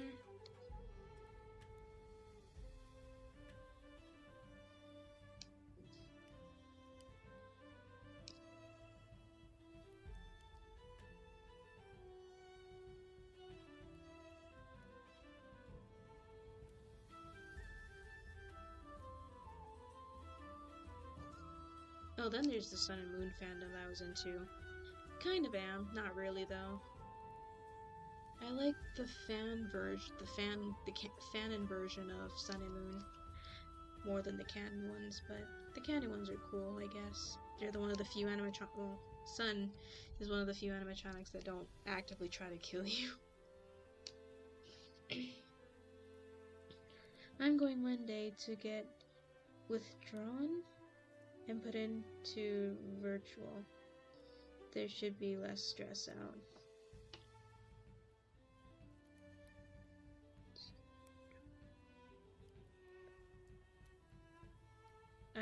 What do you mean, silly little guy?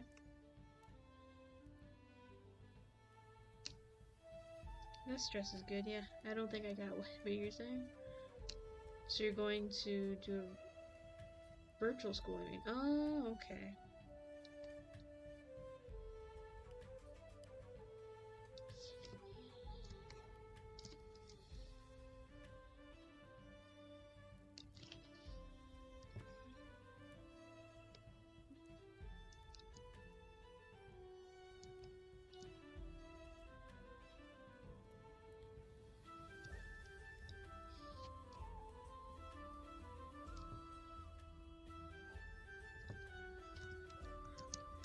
There's so many moving pieces on this frame.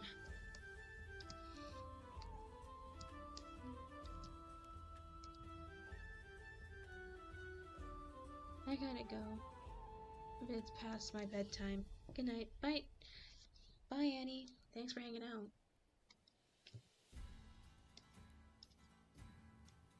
Oops.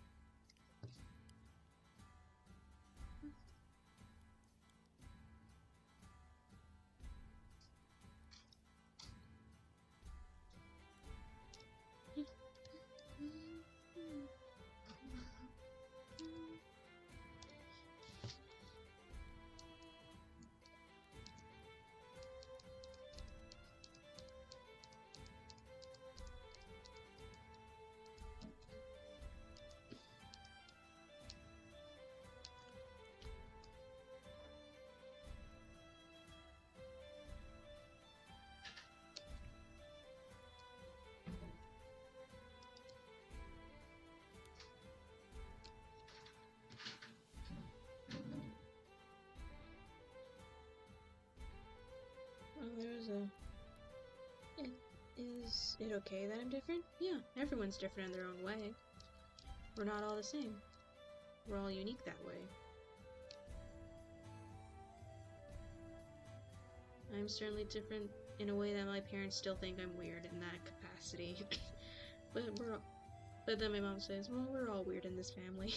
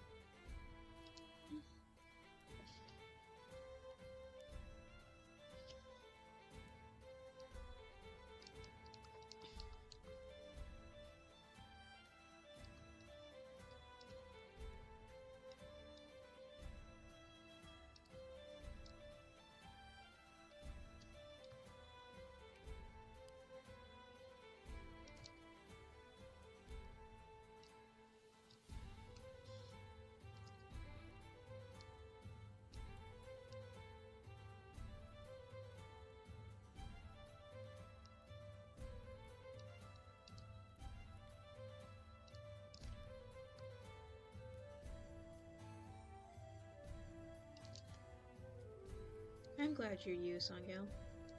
I like you the way you are.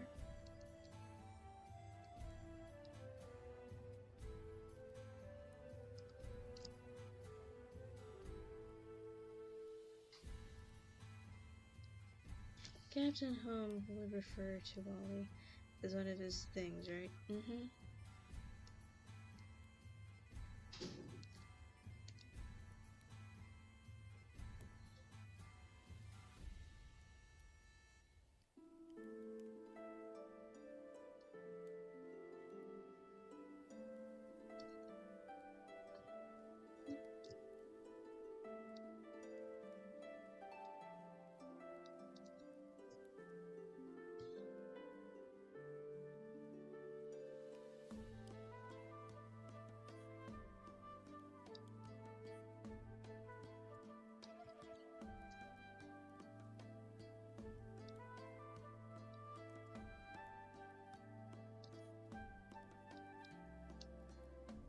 I just read Anne's comment, and I'm guessing she meant that you guys do want me to be there.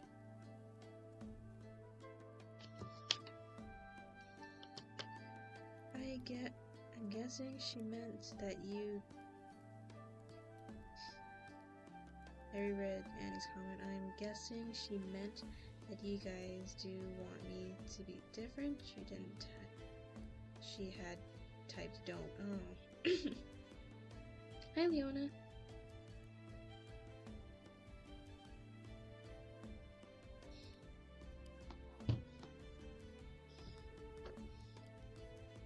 Can we go back?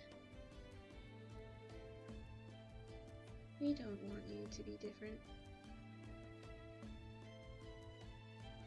Okay, that's the comment.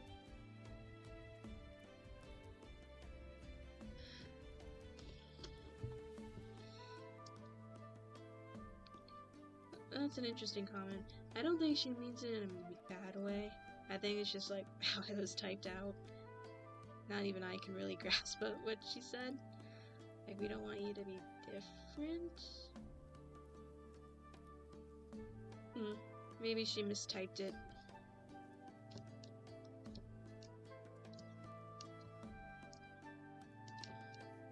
Oops, that's not it.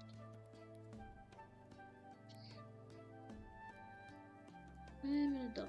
We can chat about silly things, but never try and befriend me outside this chat. Yes.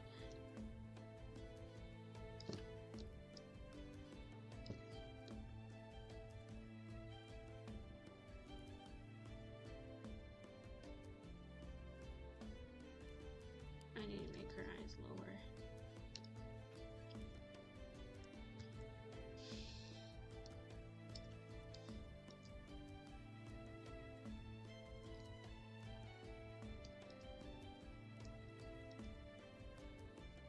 Oh, baby hands.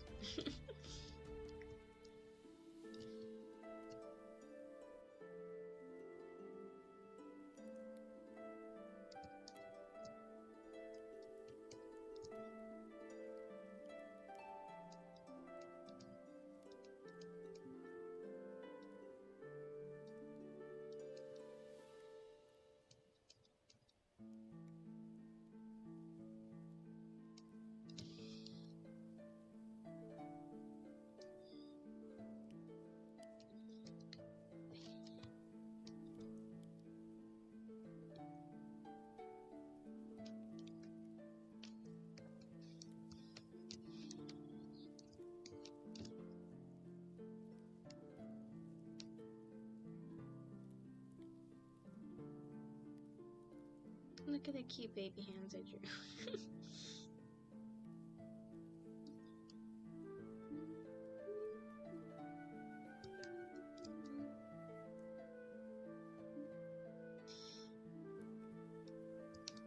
I want to hug him, yes.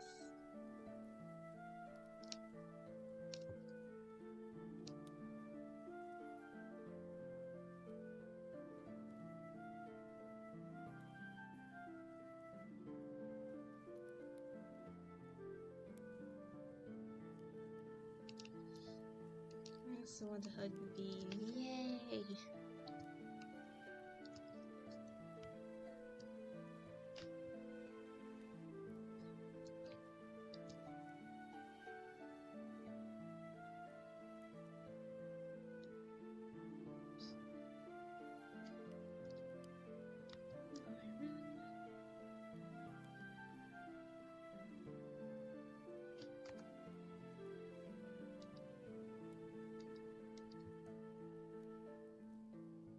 Boy, this is a lot of frames.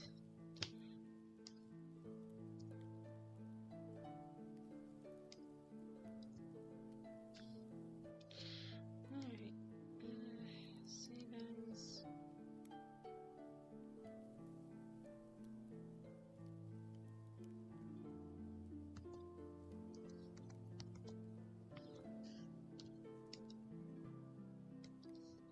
How long have we been going? We can go on a little longer. This might as well count for the Night Owl stream too. So this took a long time to drop. Let's just go finalize the thing we care about most. These adorable guys. Because we can never get enough of them.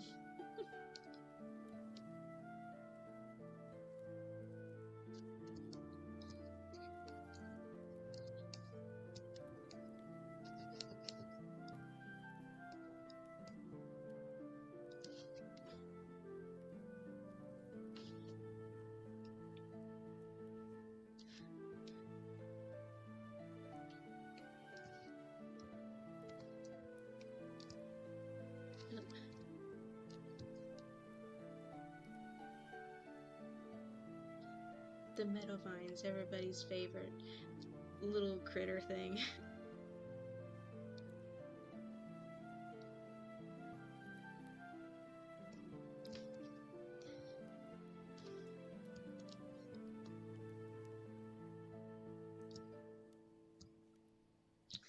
I just made them even creepier by giving them teeth on the inside. But they gotta have teeth to eat their veggies somehow.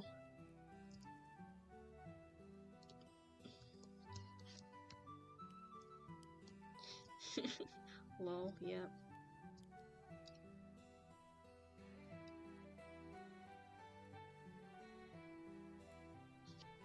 Oh my god, they're so cute. I can't stop looking at them.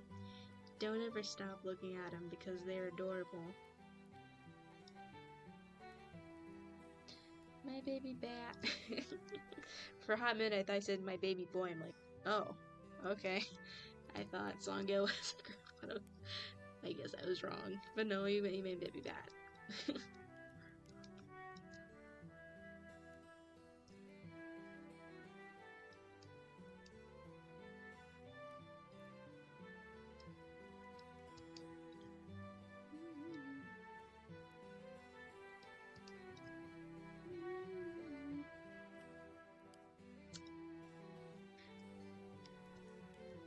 You draw so cute. Thank you. I'm glad my drawing style is suitable for her. But I think I'm still going to continue to draw her simple. I will give her most of her scars, but I can't keep up with all the detail.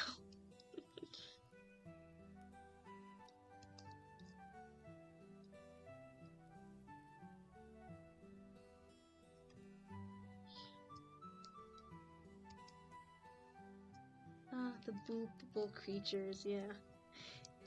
You wanna know the weird thing too? When I was remembering, like, looking at this picture and thinking, huh, their relationship reminds me of one other these two characters. I will try and figure out a simple look for her. I just wanted to show you how much Captain On hurt her. Oh, okay.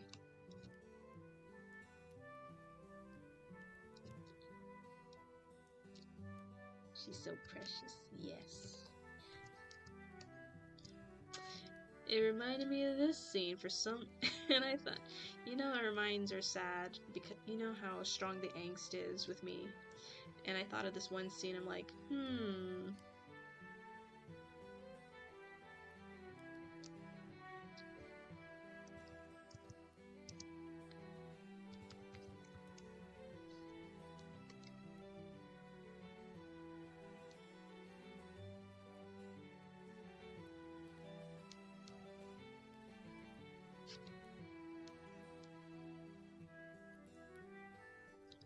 spoilers for Avatar Way of Water if you haven't seen it at this point. How long do you think the Meadowvines live for? Their growth period, as in from calf to mature adult, is pretty fast, like 3 to 5 years at most. But once they become mature adults, if they eat healthy and they're strong, and most of the time don't get sick, they can live for a pretty long time. I'm gonna go. Bye, everyone. Bye, Leona Baker.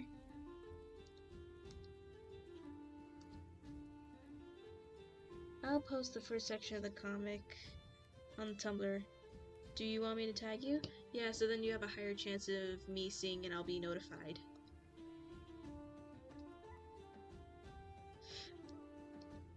I don't know why I thought this dramatic scene.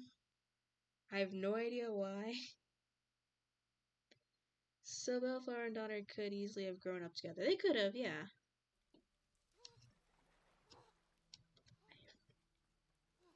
You know the angst is strong with me for some reason.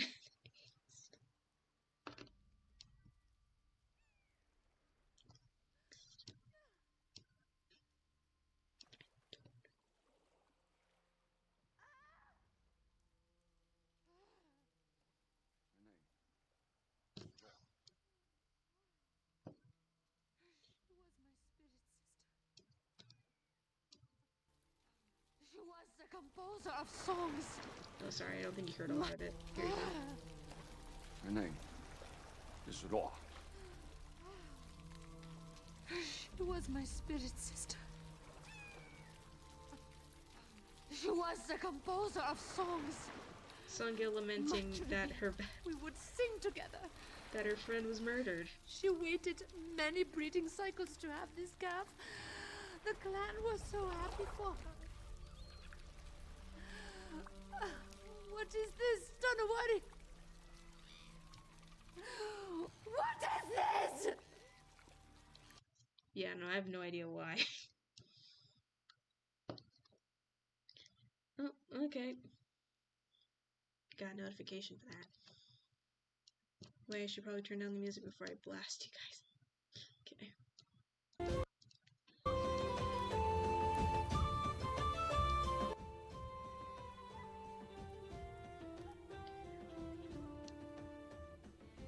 Oop, I posted the wrong picture. Oh no!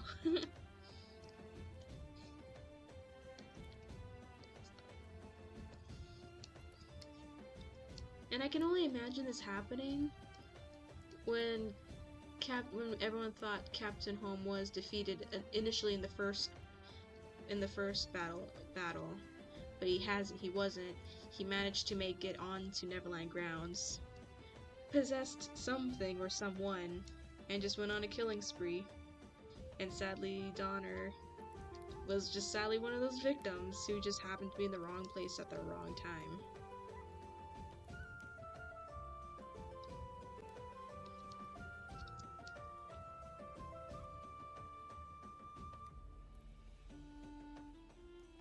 No, yeah.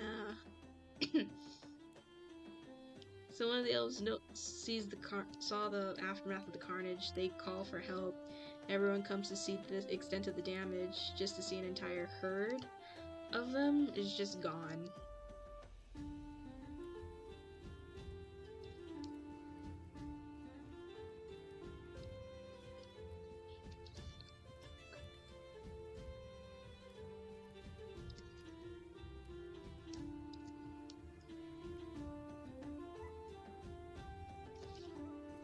News Captain Home, she would help train everyone to fight him.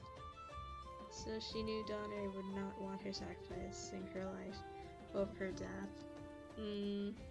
It's I'm low-key tearing up. Gosh darn it. What would the babies be called? Cubs or something? They're called calves. They're calves.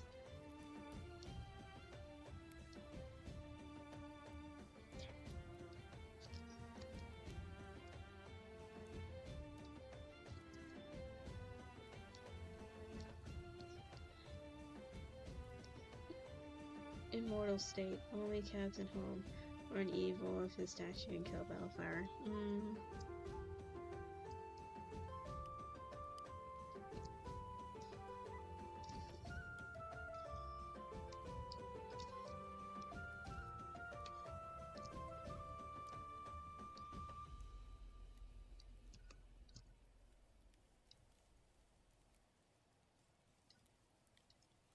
You know what I just realized too? Because in that scene, the calf was also dead. So that means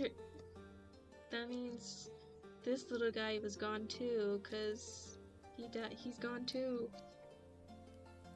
My big dog is pawing at my attention, BRB. Okay, go take care of your dog.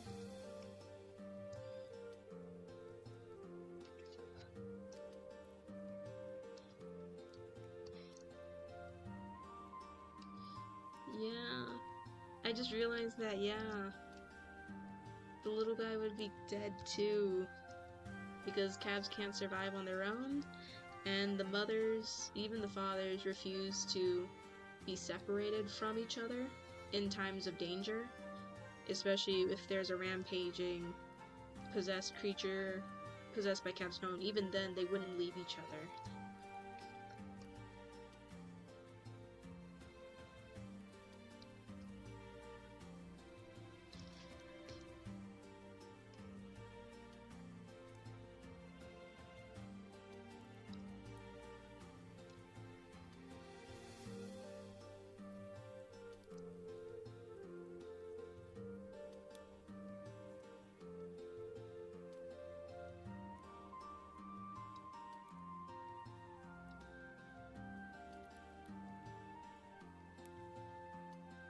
Yeah, that's a sad thought.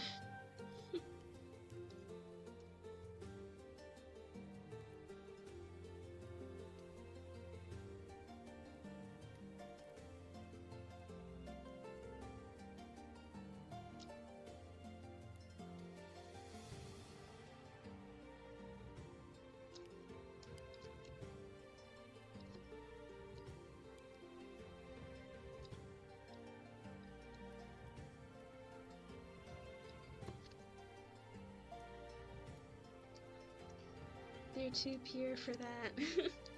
They are very sweet creatures. That's why I hit everybody so hard when a whole herd of them were hurt. So I would make sure those meadows who died had the most beautiful ceremony of honor.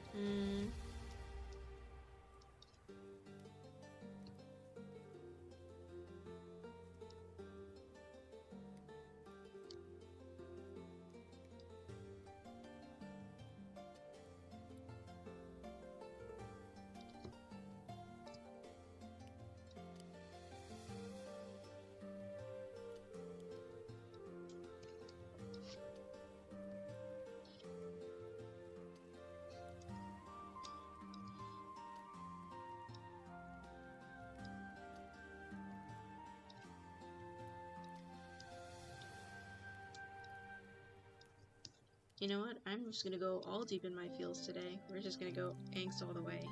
So you guys know the husband of Donner? I drew him, right? Oh my gosh, I don't know why I'm doing this to myself, but I want to. Donner. He somehow makes it. Like, he managed to get a good, I guess, gash out of this creature Home is possessing, enough to scare him off.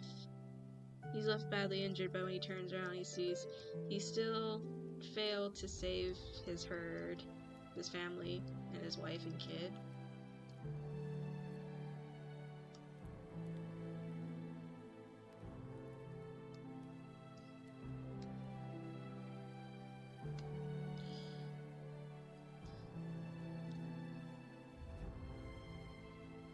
And stuff like this don't happen. At least not normally. Nothing of this caliber ever happens, so... He's probably gonna be experiencing the most incomprehensible feelings of mourning ever. Oh my god, you monster. I know, but the angst, I just love a good angst every once in a while, and I'm in that mood right now.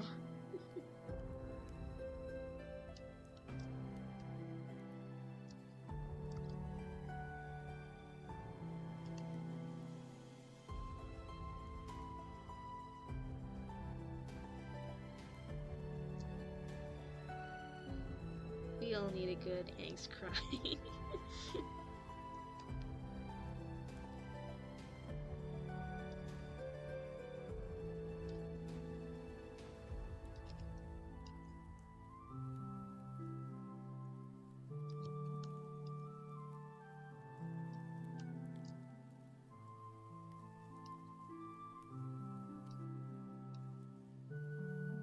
Why do you always hurt the most sweet creatures ever? Because they'll have the most impact when it does happen.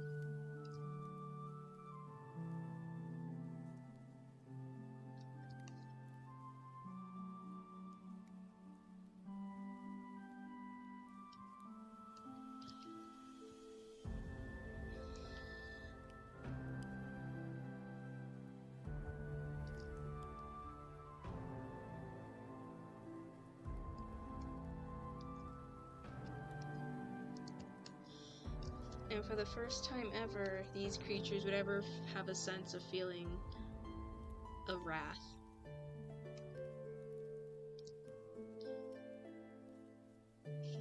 When the innocent are taken, the land fights back.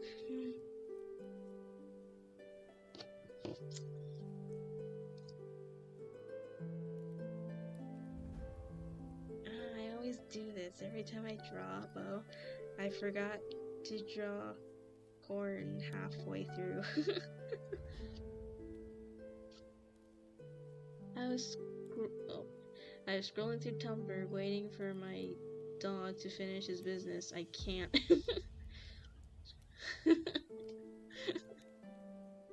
Oh my gosh, what is that? Guys, you won't believe what silly little guy found.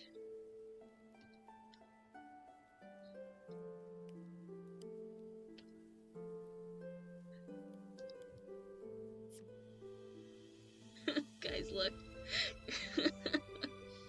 A Justin Bieber Wally.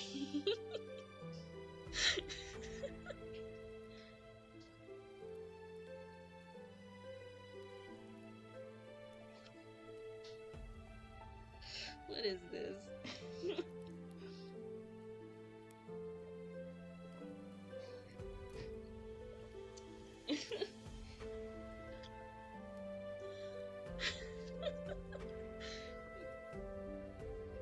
Gigi missed my blood. Oh my gosh. You know what you want? You know oh no. Ah. It's cute, but I'm like, nah. Nah.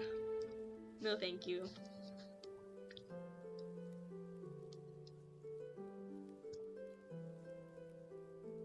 He's gorgeous. Of course, the little guy. And hey, check it. We're finally going back to these guys. And we had a nice angst story with them because innocent creatures have the saddest stories.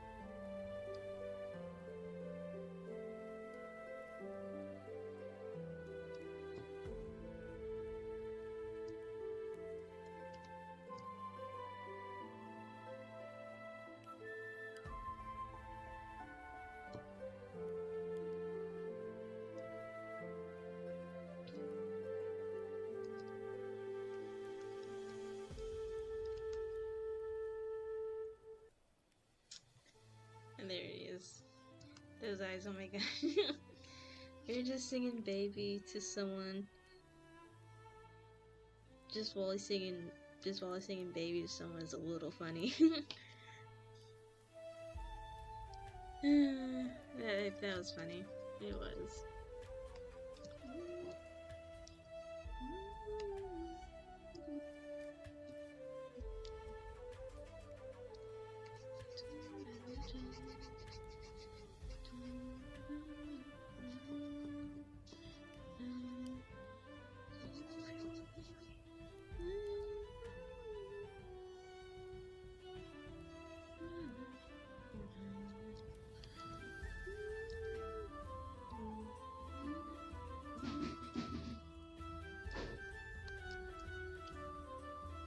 I'm pretty sure it was an S post, but I love it so much.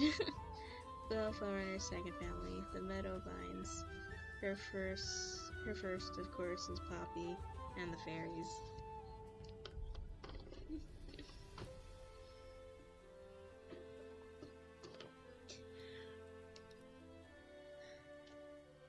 Okay, so like, I was feeling pretty sorry for giving your Bellflower such angst with her secondary family, so I'll do this.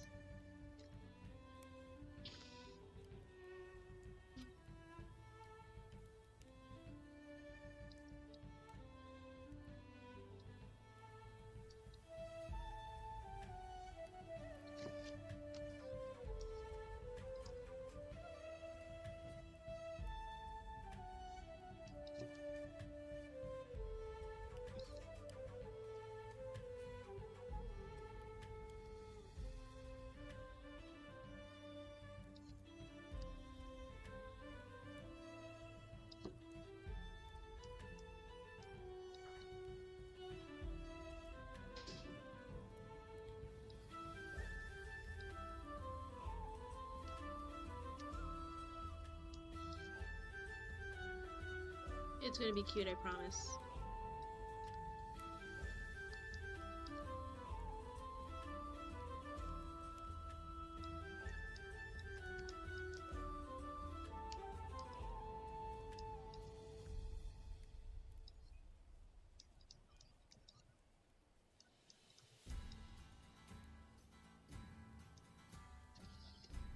Mother already saw her birth parents head patting, beheaded in front of her as a toddler.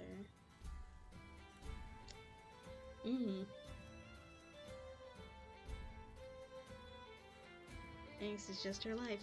Thus, it's time to give her a little less angst.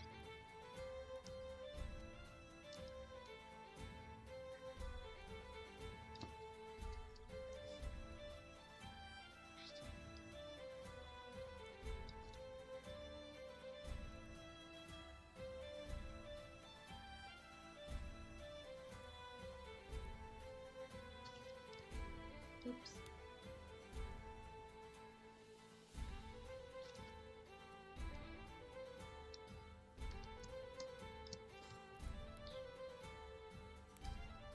Sorry, drawing babies is a little hard.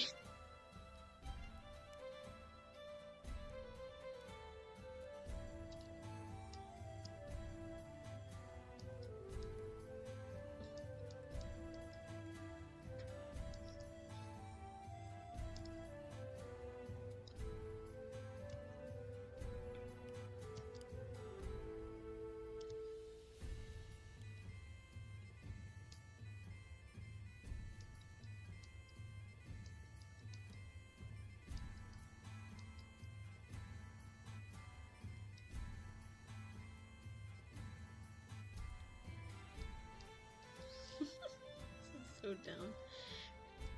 I'm not good at drawing babies, and I'm only guessing what these kids would look like.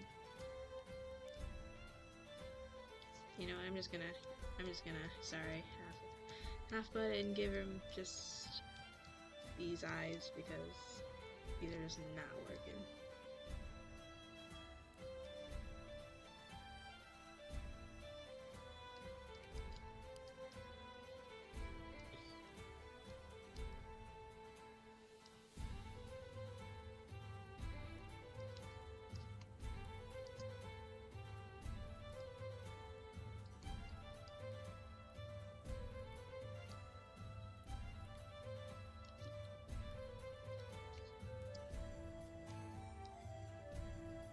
Sorry if I'm just messing up on these bad kids.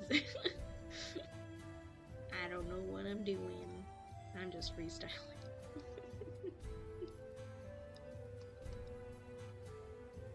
I'm sure Bellflower's kids would be beautiful, but I'm just not doing a good job right now.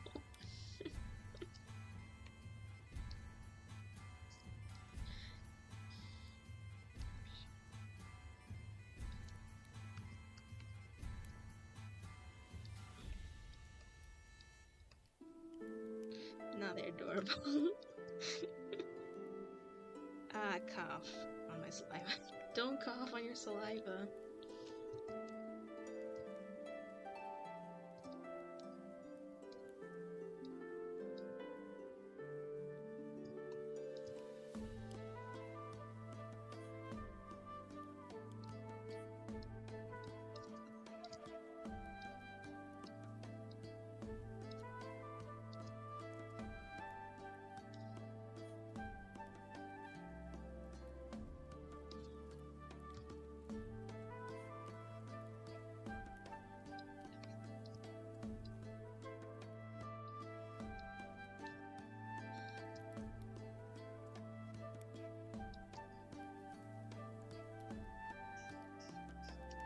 Also, now I'm good. I honestly don't know what happened.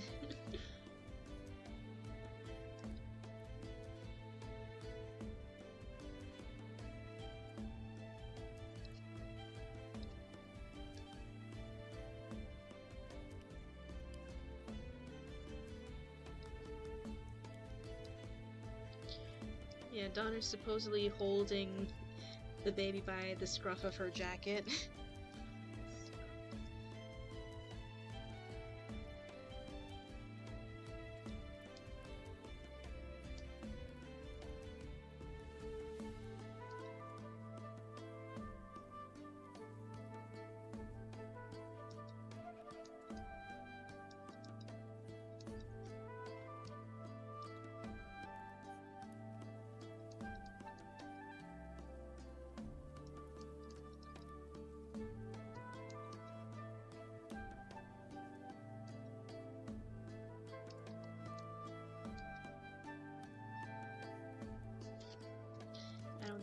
It's not baby enough. It's not baby enough.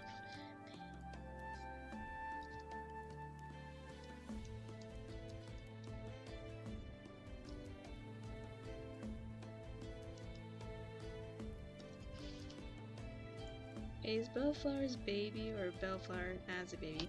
Bellflower's baby. I try to give this baby bat some antennae, but it doesn't really work. But here we go. Bellflower's baby. She finally had her first kid with Howdy. Donner's alive, so she's just like, I'll carry one of your children, sure.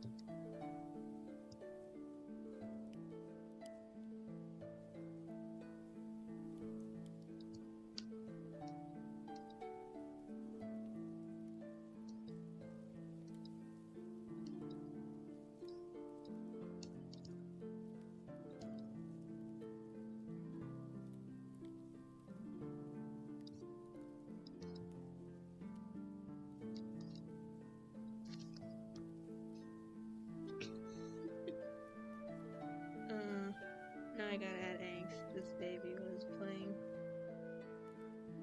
No! How could you do that to your own kid? But now we. Now I can totally see it though.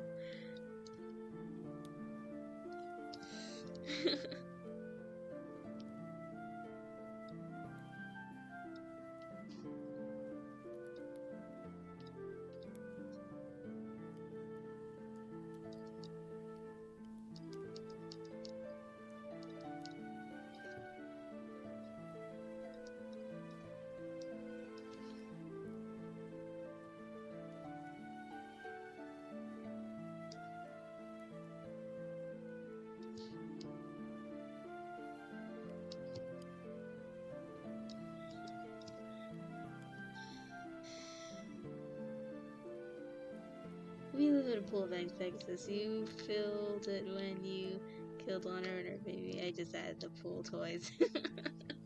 Yeah, you did.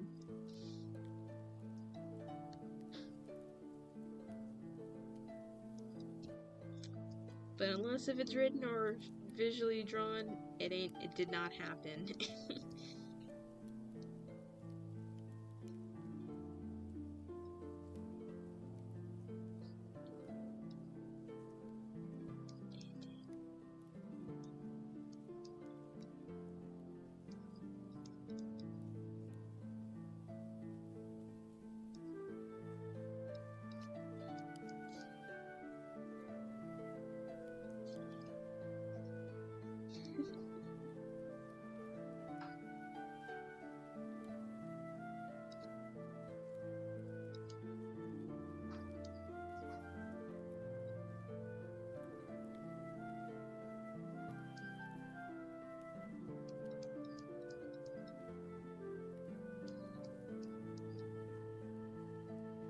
Sorry, I had to add little pop packs. I don't know why.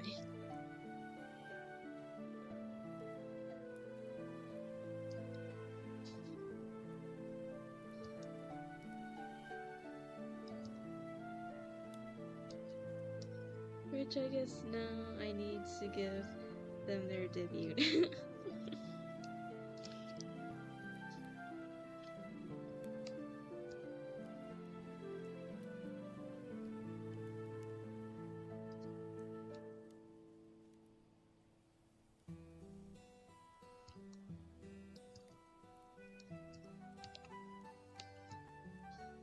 Had paw pads when she had normal feet, not pixie dust feet. At least her paw pads carry on into her children.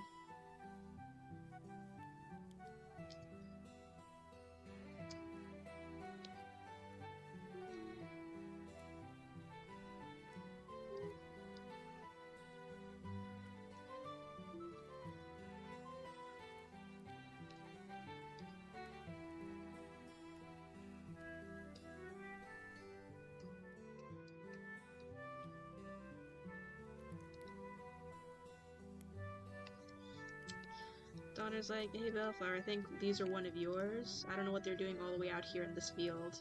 I just thought I'd return them to you. You'd probably want this back.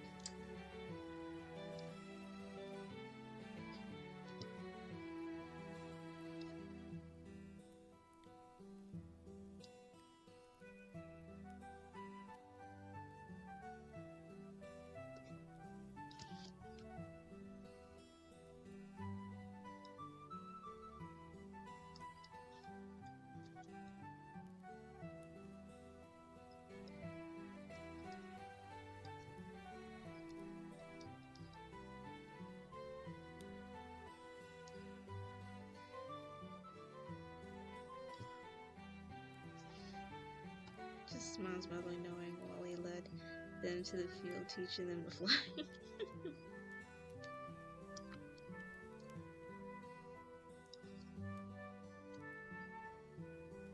While Helly is turning the whole force upside down looking for them, Donner's just like, hey, I found your kid. I think he'd want this back.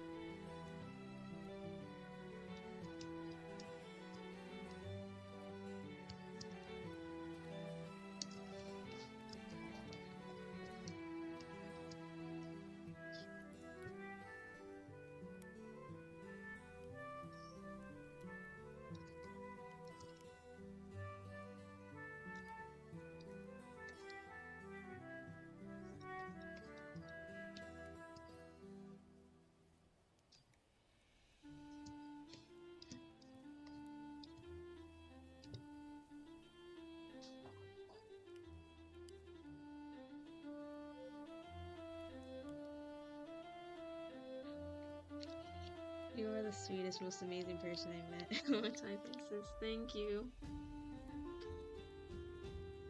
And you guys are the coolest too. Well, I never streamed before, so you guys aren't currently the coolest.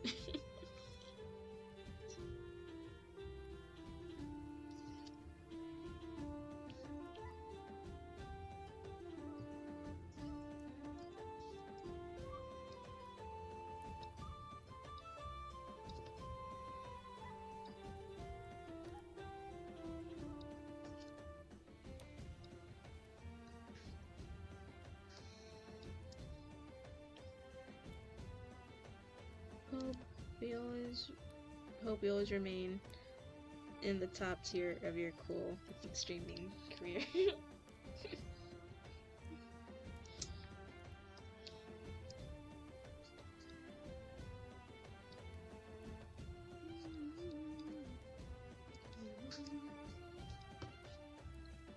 Oh, hello, cat.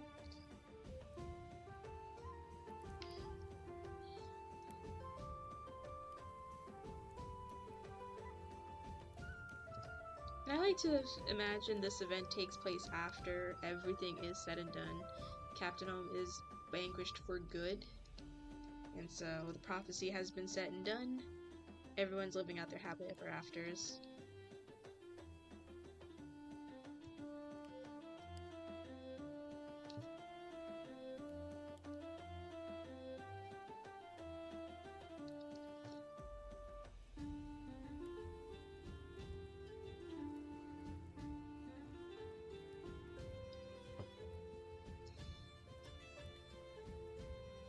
And there we go, there she is. Being a nice neighbor and being like, bringing back your kid.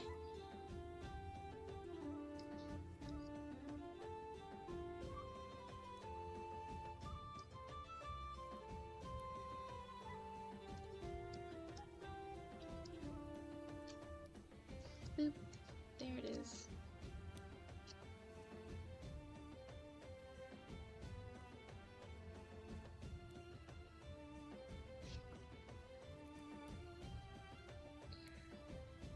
Ooh, you know, I listed off some fun things like to worry about when it came to males. But this is something along the line of wholesome, I guess. Bellflower would not risk having a child of her own while Home was still around. She took a risk with Periwinkle by only because they are a human puppet and not a Neverland fruit bat.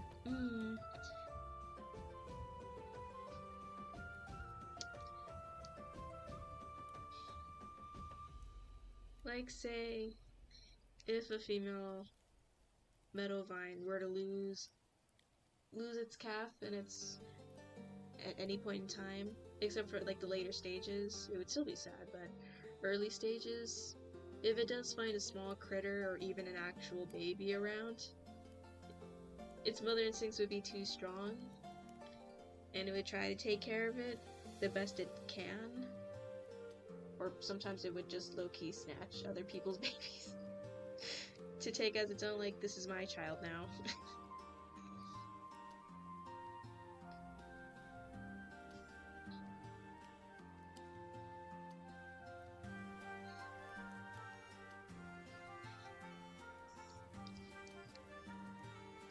And it doesn't even have to be its own species of baby calf. It could literally just be anything.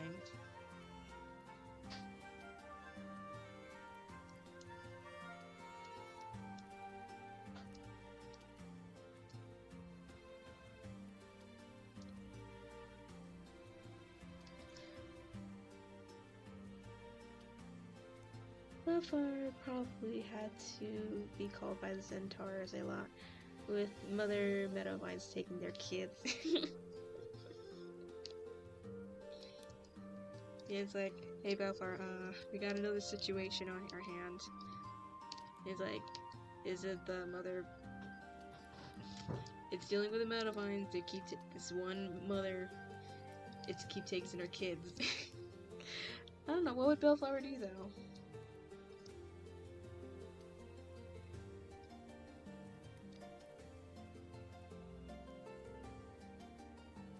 What is Bellflower to do in that situation?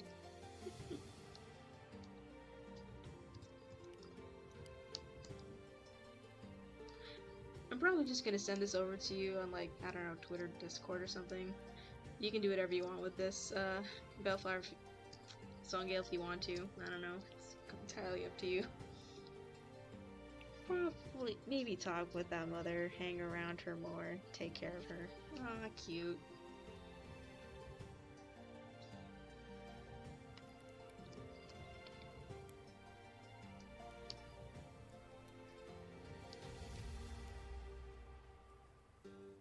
Okay, how much time do we got left?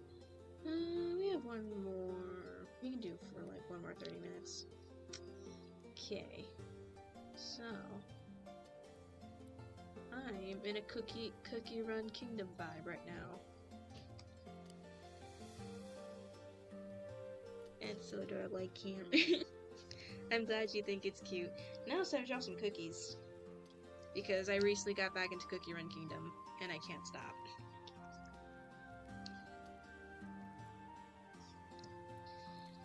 So now that means it's time to update one of my older OCs I had.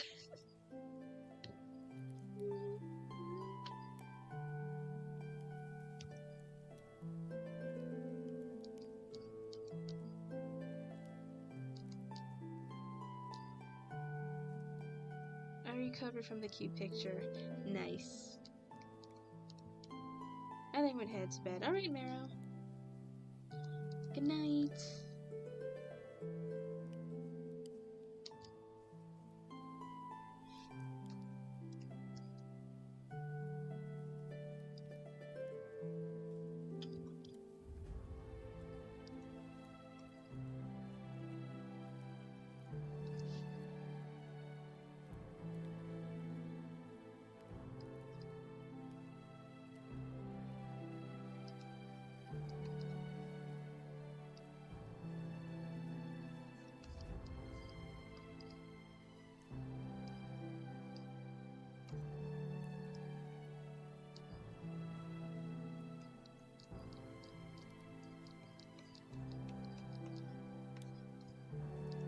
So for those who don't know who Cookie Run Kingdom is, so basically in this world, for some reason witches were messing with life powder and decided, you know what, I'm gonna put this life powder into some cookie dough and see what happens.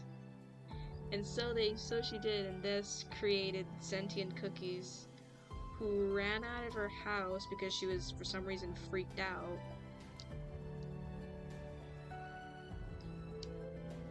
So she basically created these sentient cookies for who knows what reason. And thus the cookies eventually spread across the world. Oh, bye, silly little guy.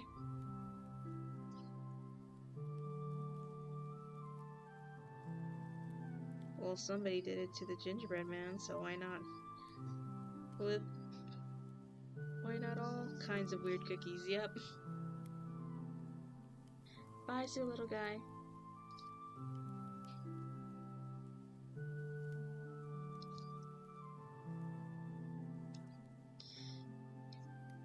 And so when the cookies ran and spread across the world and basically became a nation, was basically low-key just was able to become a nation of their own, start their own kingdoms, and have governments.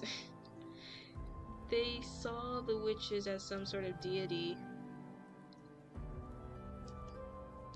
But Gingerbrave, our main character, well, not the OC, but the main character of the games, learns the hard truth that when cookies are made typically by just people or even normal witches in general, they're made to be eaten.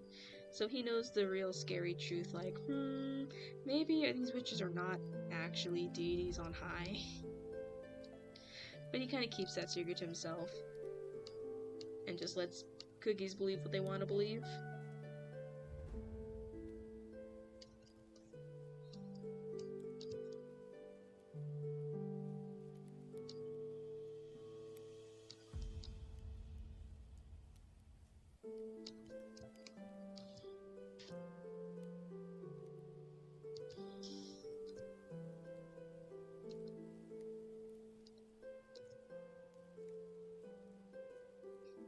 So this leaves my OC in a very awkward position since this OC, he started a huge war if he told the cookies this. Oh yeah, I think any cookie would think that when they find the truth.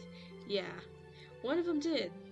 One of them did, and she was so shocked and horrified, she became a little evil cookie bent on just destroying the cookie world.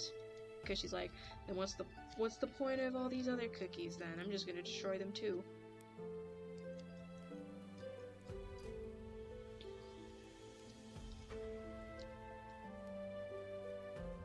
Okay, I gotta pull out my reference because it's been so long since I've drawn them.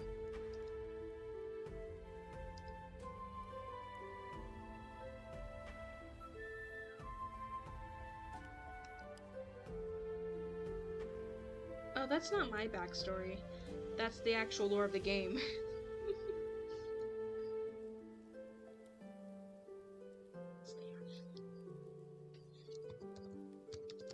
Unless I'm misreading it, I don't know. Yeah, the story. I'm in your OC. I love music. Hello. I'm in your OC. I didn't even go over my OC's backstory yet. Cat,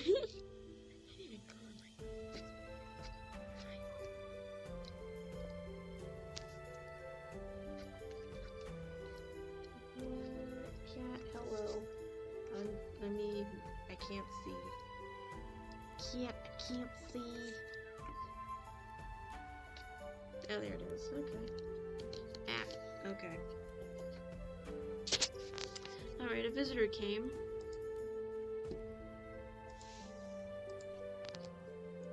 Okay, back up. Here we go. Everybody's favorite little kitty is here.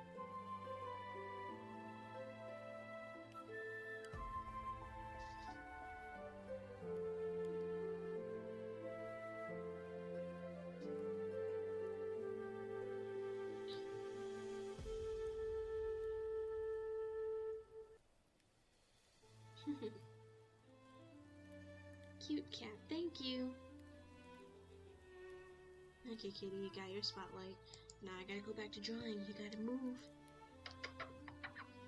Thank you. You gotta move now.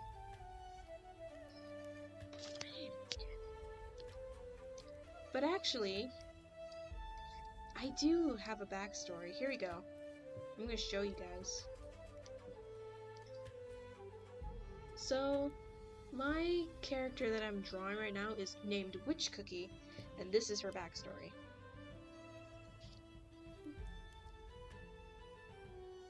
So deep in the woods stood a lone witch hut. A young naive witch named Elvira lived deep in the woods in her small home. She had a great thirst for knowledge of all kinds, from history to magic. She wished to learn it all, but was a very lonely girl. So one day she stumbled upon a recipe book on sentient cookies. Oh my gosh. So she happily whipped up her own friend. Iced coffee cookie. Oh my gosh. She cherished her tiny friend. They would study and learn together when one day, a magical accident happened. She accidentally somehow turned herself into a cookie.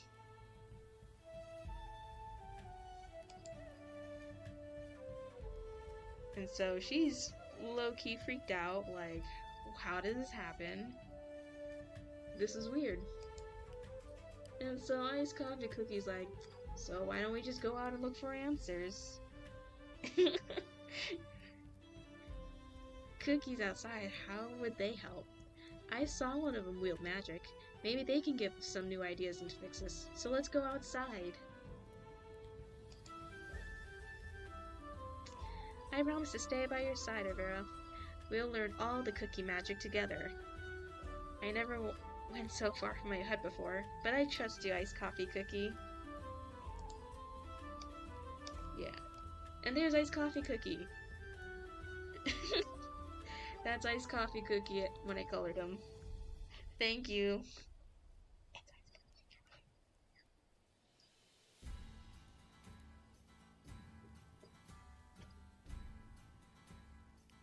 There's the man of the hour. And it continues on. I drew this too. I just don't know where her character sheet went. I had it one time. I don't know where it went.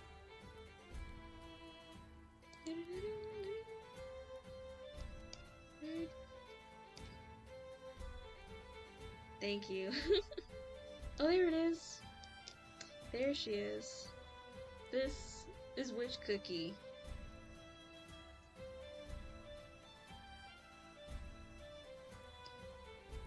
So I'm trying to redraw her and improve her now.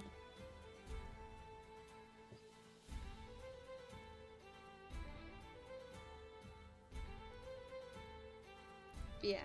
So that's her actual backstory. Witch Cookie was actually a witch and is now trapped as a cookie, and thus journeys across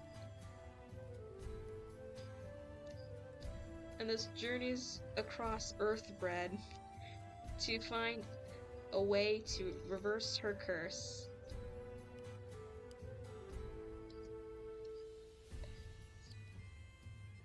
But she does find it low-key strange to come across cookies who worship witches like gods, thus her as one, if they were to find out she was an actual witch. So she's like, I'm just gonna keep this fact to myself.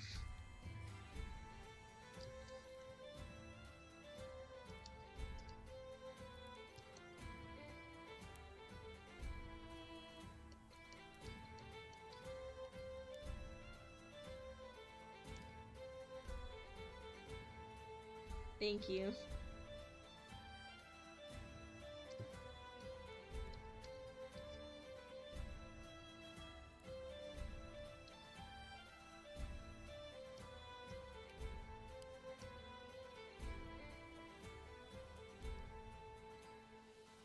I just want to improve her hair somehow, because these cookies have some of the most amazing hair for some reason.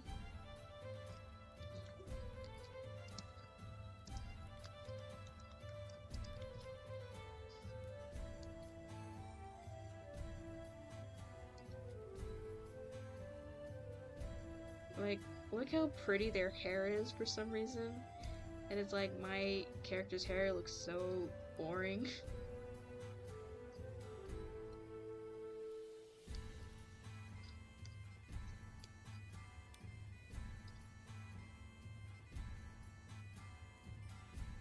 It's good enough to eat. Yeah, they're so cool looking.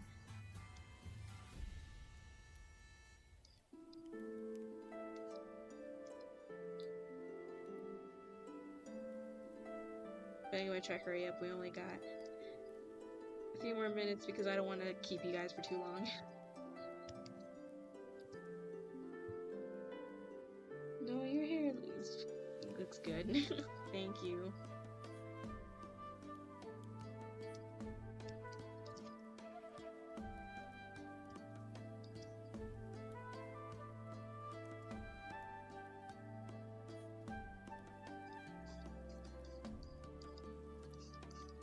But I'm just gonna over-exaggerate her hat now because big hats are cool.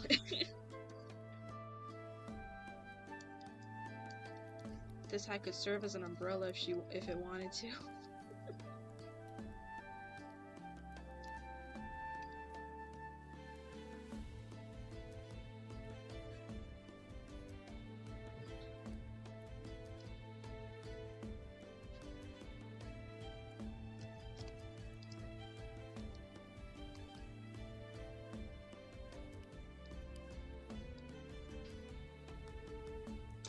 But the thing is, she has to be careful on her journey, because even though she may be an all-powerful witch in terms compared to the cookies, with her new doughy body, it's not as strong as her human body, so if she were to try use her witch magic, she could accidentally make her body crack under the pressure.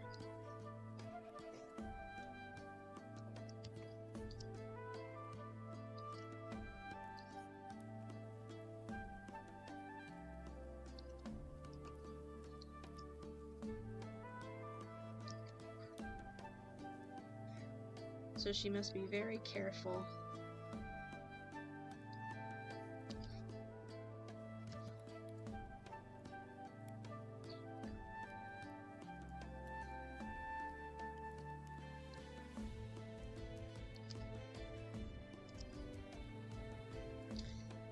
Oh, and just like Food Fantasy, there's probably a cookie for any flavor and non-flavored thing.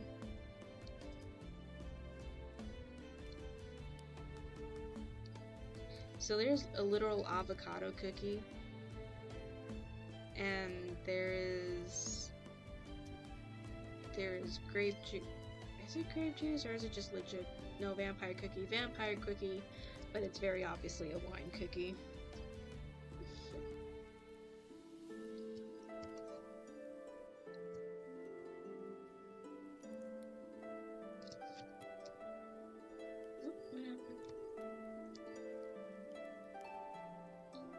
Dark chocolate cookie? Is there an onion cookie? There's an onion cookie, yeah. Like dark chocolate cookie. There is a dark chocolate cookie. I think so. Let me go.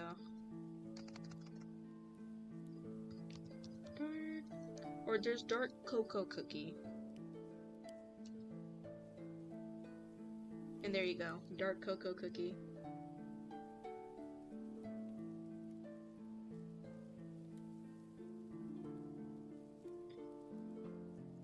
And his father.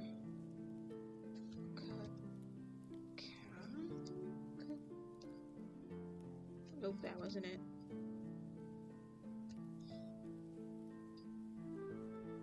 And his father, dark cacao cookie. Is there an apple cookie? Let's see. I do know there is an apple cookie, but maybe not in Cookie Run Kingdom. Yeah, there is an apple cookie, not in Cookie Run Kingdom though.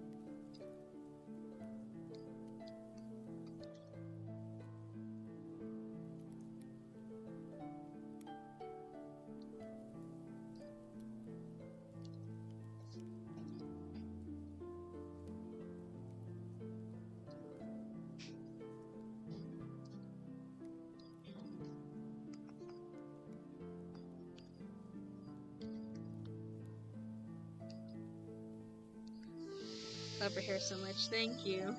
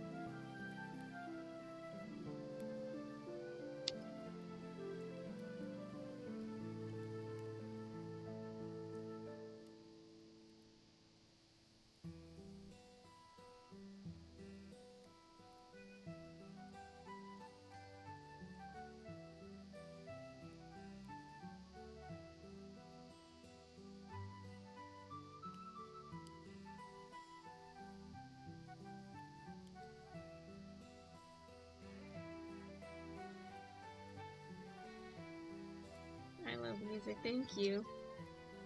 The music is very relaxing.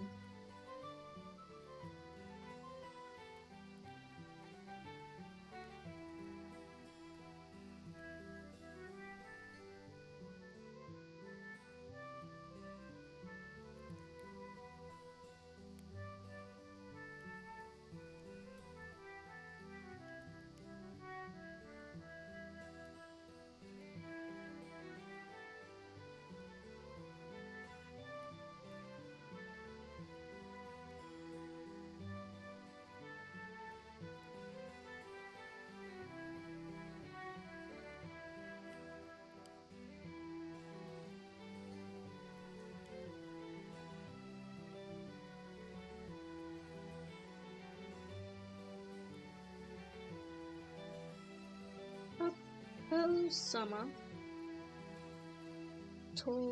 Toru-sama? Hello.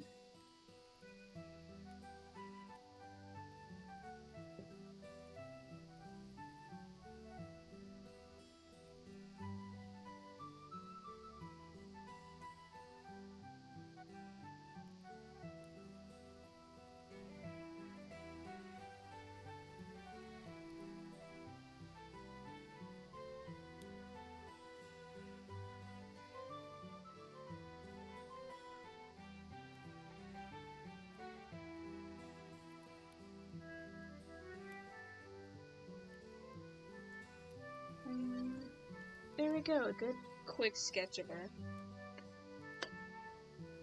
I love her dress, thank you.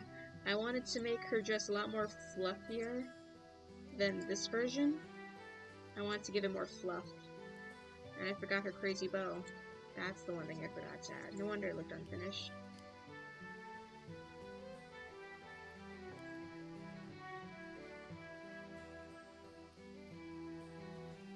we must wish her luck on her journey to try free herself from the cookie curse.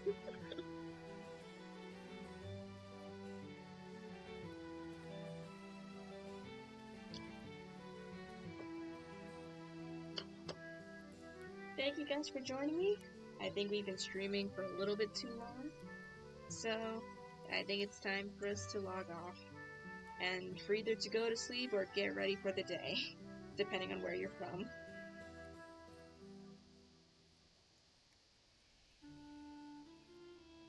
Good night, everyone, or good morning to some of you. Thank you for joining me. I hope to see you guys again soon. Bye.